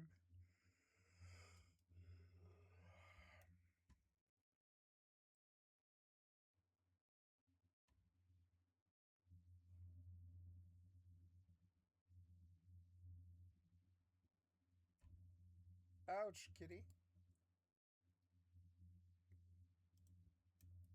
You'll be amazed at how much MMO slop is coming out on the Steam store this year, especially considering there's already an abundance of slop you can play today. And I've made it my mission this year to play as much of it as humanly possible. Deep breath.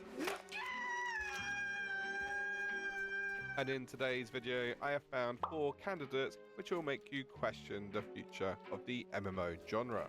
So if you enjoy watching videos about dead and irrelevant MMOs, then you might equally enjoy my YouTube channel, which is also quite dead and irrelevant. Like and subscribe?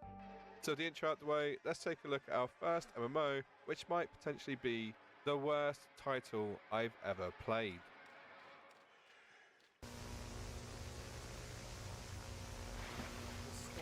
The story page. New Russian MMO made by one guy. All one Russian computer from the Cold War. You're welcome.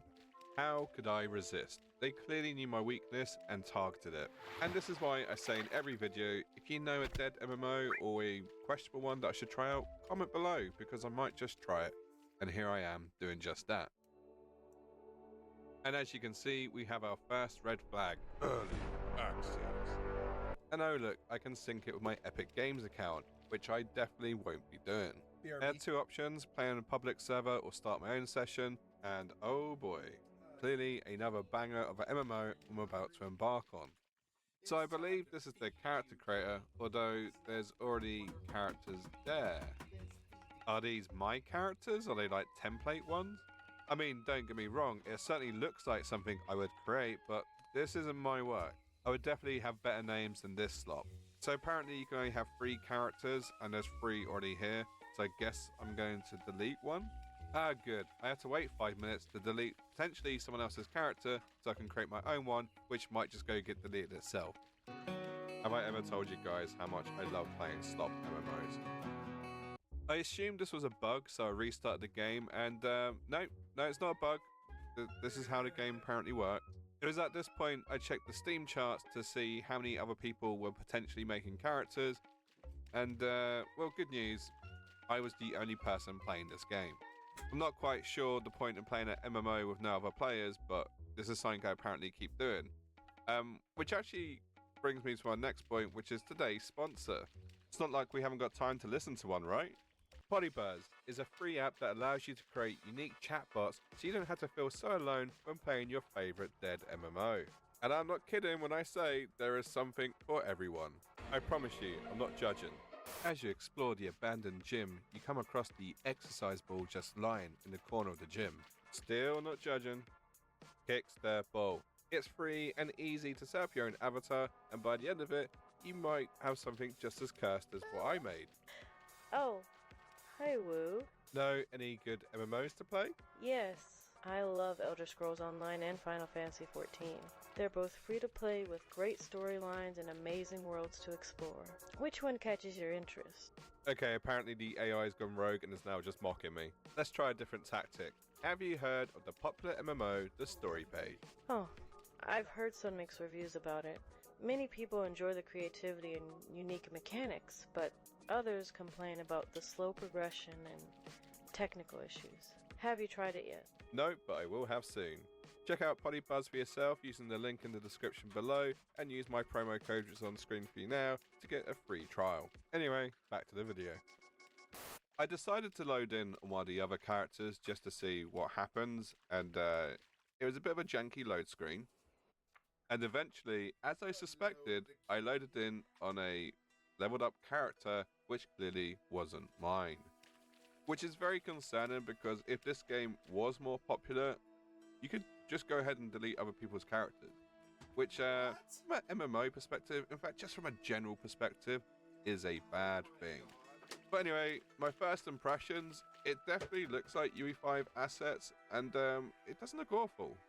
I mean, it's 100% certified UE5 slop, but, you know, I have seen worse over the last few years. Oh no! Oh no! I decided to turn the music off because, no, my luck, it's probably copyrighted, and yeah, we're not going to go through that. With my axe in hand, I went exploring, and I ran into two lumberjacks, and I thought this would be the perfect opportunity to try out some combat.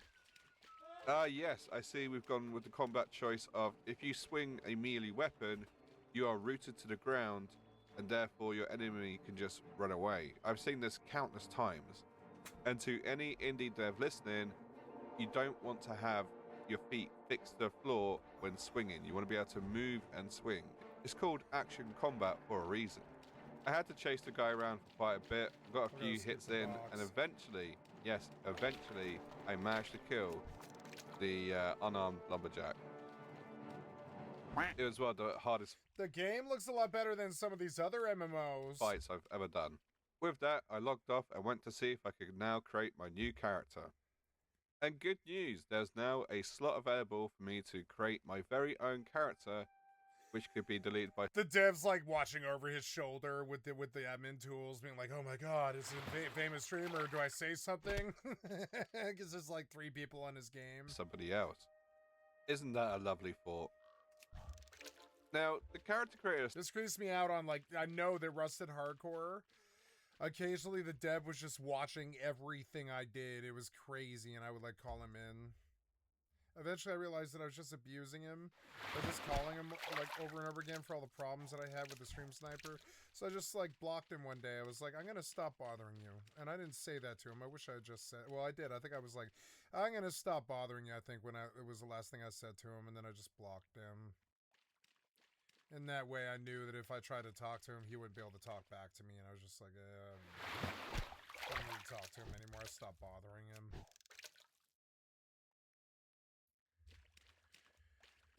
Itself wasn't too bad. It wasn't the most highly sophisticated UE5 one, but it certainly had a lot of options. Okay, there was limitations though in terms of what your now. body shape looks like, and there's very limited selection of hair and facial hair. You could do the usual UE5 thing where you just make your character look really grotesque, or as I like to call it, the Hollywood effect. You know, where you take someone who looks relatively normal and then, for whatever reason, min-max their cheekbones. And this is just a PSA to any woman who's trying to copy this look. Stop it. Stop trying to model yourself after the Kardashians. They are ugly, awful, awful whores. So anyway, I ended up with a character looking like Kelly Osbourne. And I'm not gonna lie, I spent a good 5 or 10 minutes doing this, which makes the next bit slightly painful. So here's Kelly. Oh, hi, Mark. I clicked enter, and then this happened. As you can see, it was taking a bit of a while to load. 20 seconds later, I'm getting connection problems. What do you mean? What do you mean? What do you mean?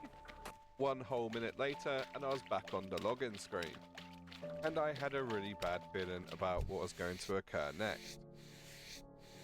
1 minute and 35 seconds later, and my character had been deleted.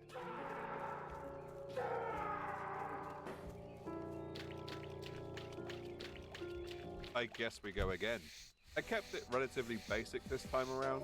I figured there's no point putting effort into this, and with my fingers firmly crossed, I tried to enter the game again. I then had a very, very questionable load screen. Many months later. But I had done it. I had started the game on my own character. Such an achievement after what seemed like an eternity. Hey look, the game is really intuitive because it knows I'm hungry. So when I opened the chest, I got a bit of stutter, which is definitely not a good sign considering this is just the introduction. With it being UE5, I thought I'd better check the settings. And as you can see, graphically, it's all set to height. I can sort of sense what the problem is with you. What? You're retarded. A little. Am I really going to judge a whole game because they can't spell? Yes! Hell yeah! I powered through the jankiness and explored the beach some more. I ended up finding a stick, a torch, and some clothes. Wow, look at this UE5 lighting. Further up the beach, I found a encampment and a talking skull. Hurry up! I'm shocked there's even voice acting. So I introduced myself. My name is Owen, or was. I made a deal with one wizard. He offered me eternal life in exchange for my medallion. One should be more precise when making wishes. Help me. Gather my bones. I can pick them up. I can lift anything at all. Hold up. You what? I can pick them up. I can lift anything at all. That's some good quality text-to-speech right there. And guess what? It doesn't stop there. It asks none of your business.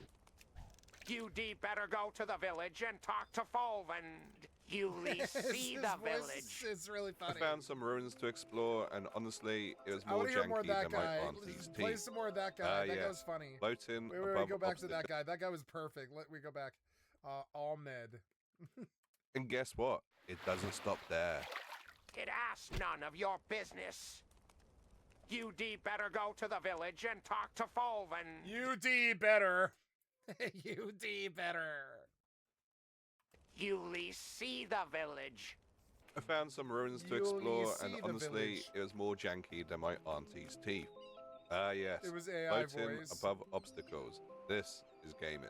I feel like they cut some corners and pretty much just shoved random assets together in hope they would look good. I don't know. You're climbing My on immersion stuff. has been ruined. Keep in mind, the ruins are some of the first things you come across, and they are a janky mess. So, good job.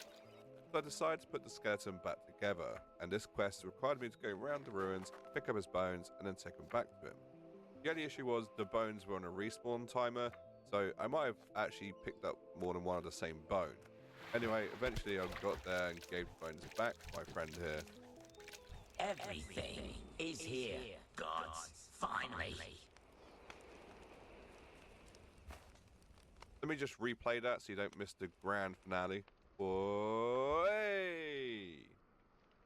So yeah, pretty much an anticlimactic end to that quest line. There's no like special effect, a sound cue, or a decent model. I don't actually know why the camera is looking at it from this angle either, and I can't move it whilst I'm talking. So yeah, you're getting a top-down view of me talking to a translucent skeleton.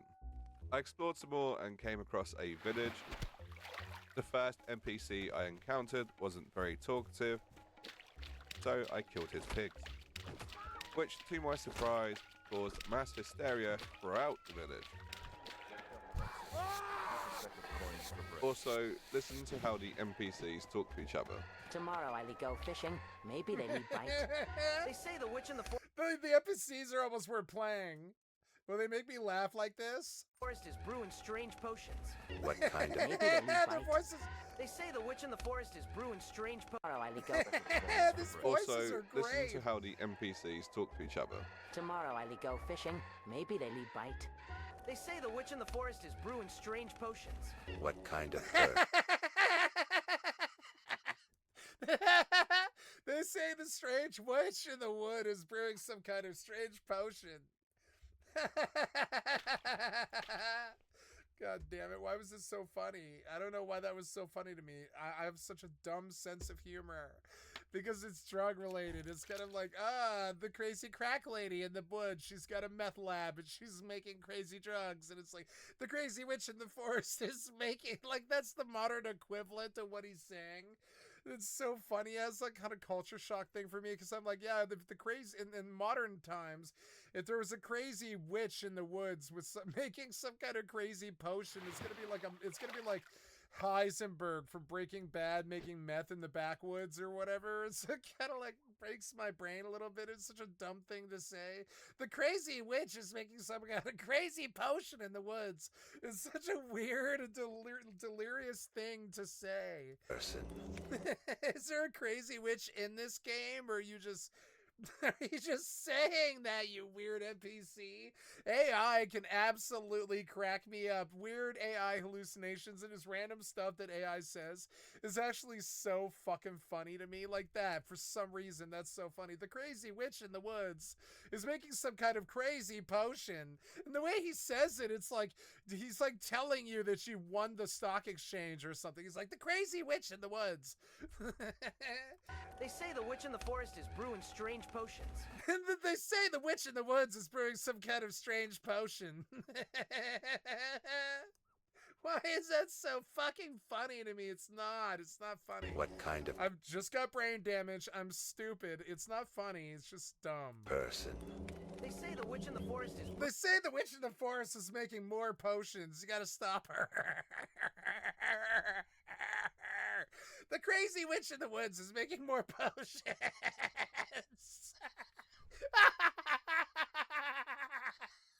What are you on about, NPC? I really think that should have been the plot of this video game. If he's gonna blather on about that fucking witch in the woods and her fucking potions, that better be the fucking game boss that you're working about. That better be the fucking Lich King. If that's the crazy witch in the woods, the Lich King, she fucking better be. Because you've already had so much build up to this crazy bitch in the woods with some fucking potions or whatever. What? I got some crazy bitches in the woods with some fucking potions. Like, what are you talking about, you crazy NPC? Brewing strange potions. Strange potions? Why does it sound so druggy, but it's just an NPC being voiced by AI? That's got no common goddamn sense. It was just blathering the same line that it was fed. They don't know anything, and then they also suddenly disappear. They appear out of nowhere, they don't know anything, and then they also suddenly disappear. What are you on about? Is it the crazy witch in the woods? Go alone. It asks like sheep for slaughter. To the game's credit, there was a what? skill What? Go alone. It asks like sheep for slaughter. It acts like sheep for slaughter. And then they also suddenly disappear. Go alone. It asks like sheep for slaughter. To the game's credit, there was a skill tree, so... I mean, yeah, it's a real game. I've seen some PlayStation games that were worse than this. At least there was some depth to it, I guess. What's that I sound? do What do I sense keep they hearing? might have leaned heavily, though, God, on AI art. But I can't be sure. I just want to clarify my position on AI. Sure. I'm not against it, Tomorrow I go fishing. Maybe they need bite. but I am when it's used in such a very, very poor way. The game also had a crafting system, so that was good to see. And the sound design was very questionable. This ambience that it's trying to instill is awful. It's like stock jungle noises too, even though I'm in a forest. And then the game really did beat me down. I got into a fight with a couple of bandits, and apparently one of them was a werewolf by the sounds of it. And they two-tapped me. On the bright side though, the bandits did kill the wolf at the same time. Oh, Jank. Whoa, whoa, whoa, whoa, Jank. Jank Iger. So, slight victory, I guess. Old age, ain't he fun? I love this song. This song is from New World. I know where the song's from because I'm that much of a nerd. It's a song from New World, and it's from Angry Earth, and it's the song that they play in the southeastern zone that's like full of the beasts. I just don't know the name of the zone. I can't remember. Something in Elysian Wilds. I really don't remember the names of it. It's where the Beast ECR is, and I can't think of the name of that place. Something Isle. Yeah, it's like in where the Isle ECR is. That's that song, and that's the song they play while you're in the Isle ECR. And it is a good song. And I actually went back a bunch more times than I thought I would, just purely because the music was fucking good. The New World music was genuinely fucking good. I'm going to miss New World. I'm very upset they're shutting it down. I'm scared if I don't play it, it'll die. But I'm also scared if I do play it, it'll die anyways, and then I waste my time. Not doing that. I went all the way to the bridge. Yeah, I went to the bridge, to the Bronx.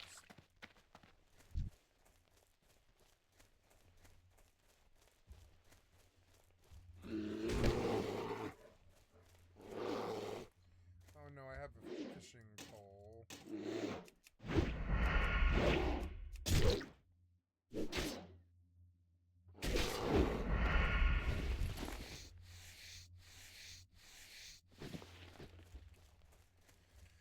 Oh, skinning turtles and bears and fishing, skinning turtles, bears and fishing, skinning turtle, bears and fishing, skinning turtles, bears and fishing. I'm down by the river.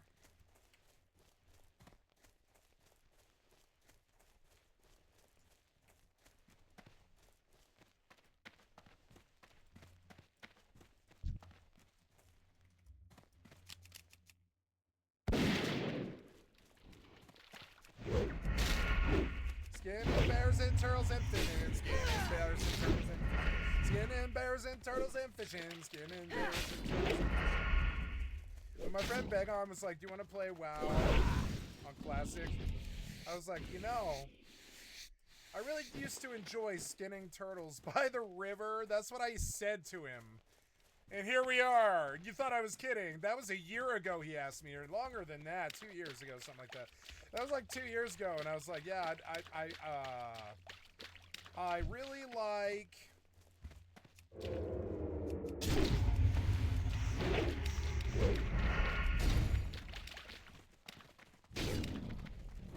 skinning turtles and killing them for pearls at the river. Well, for Alliance, it's not this wood river, I don't think, anyways, because Terra Mill's right here. I mean, it is. Both sides can do this river. But it's actually, where I went, anyways, is up here where Cranky Benge is. It's up here on the river, the Lordimere Lake. I used to love running from South Shore due north. I didn't know that you could just run up the river. I would always go way far north up there where the turtle spawns are. I guess these turtle spawns were always here, but over here is Terran Mill. You don't want to sit outside Terran Mill's Alliance. Gotta go find a fishing pool.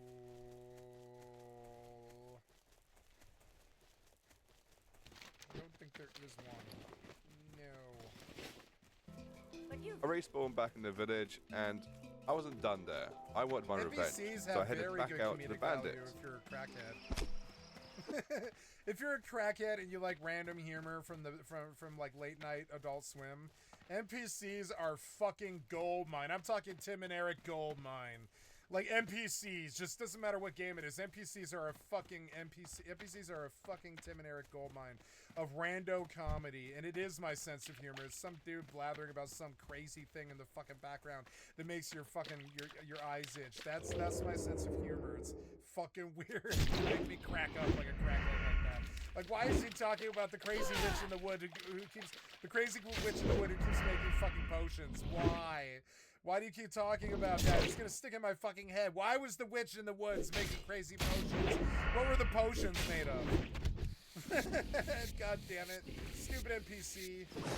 I managed to knock one down, That so I ran combat away is because pretty I wasn't janky. doing any damage. I also had no health. By the time I made it back to the combat guards, looks Wolf had better joined than us, some but games. the good news was the guards were saving my ass. It looks, you know what it reminds me of? It's catch him. It reminds me of you know what? Sometimes I wonder if Bellwright got better. It's been like a year. I wonder if they worked on the Bellwright lot.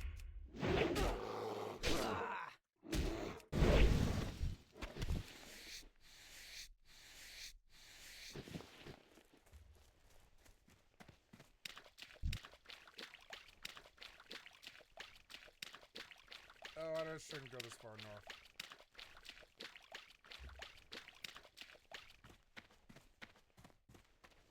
There was no fishing pools up here.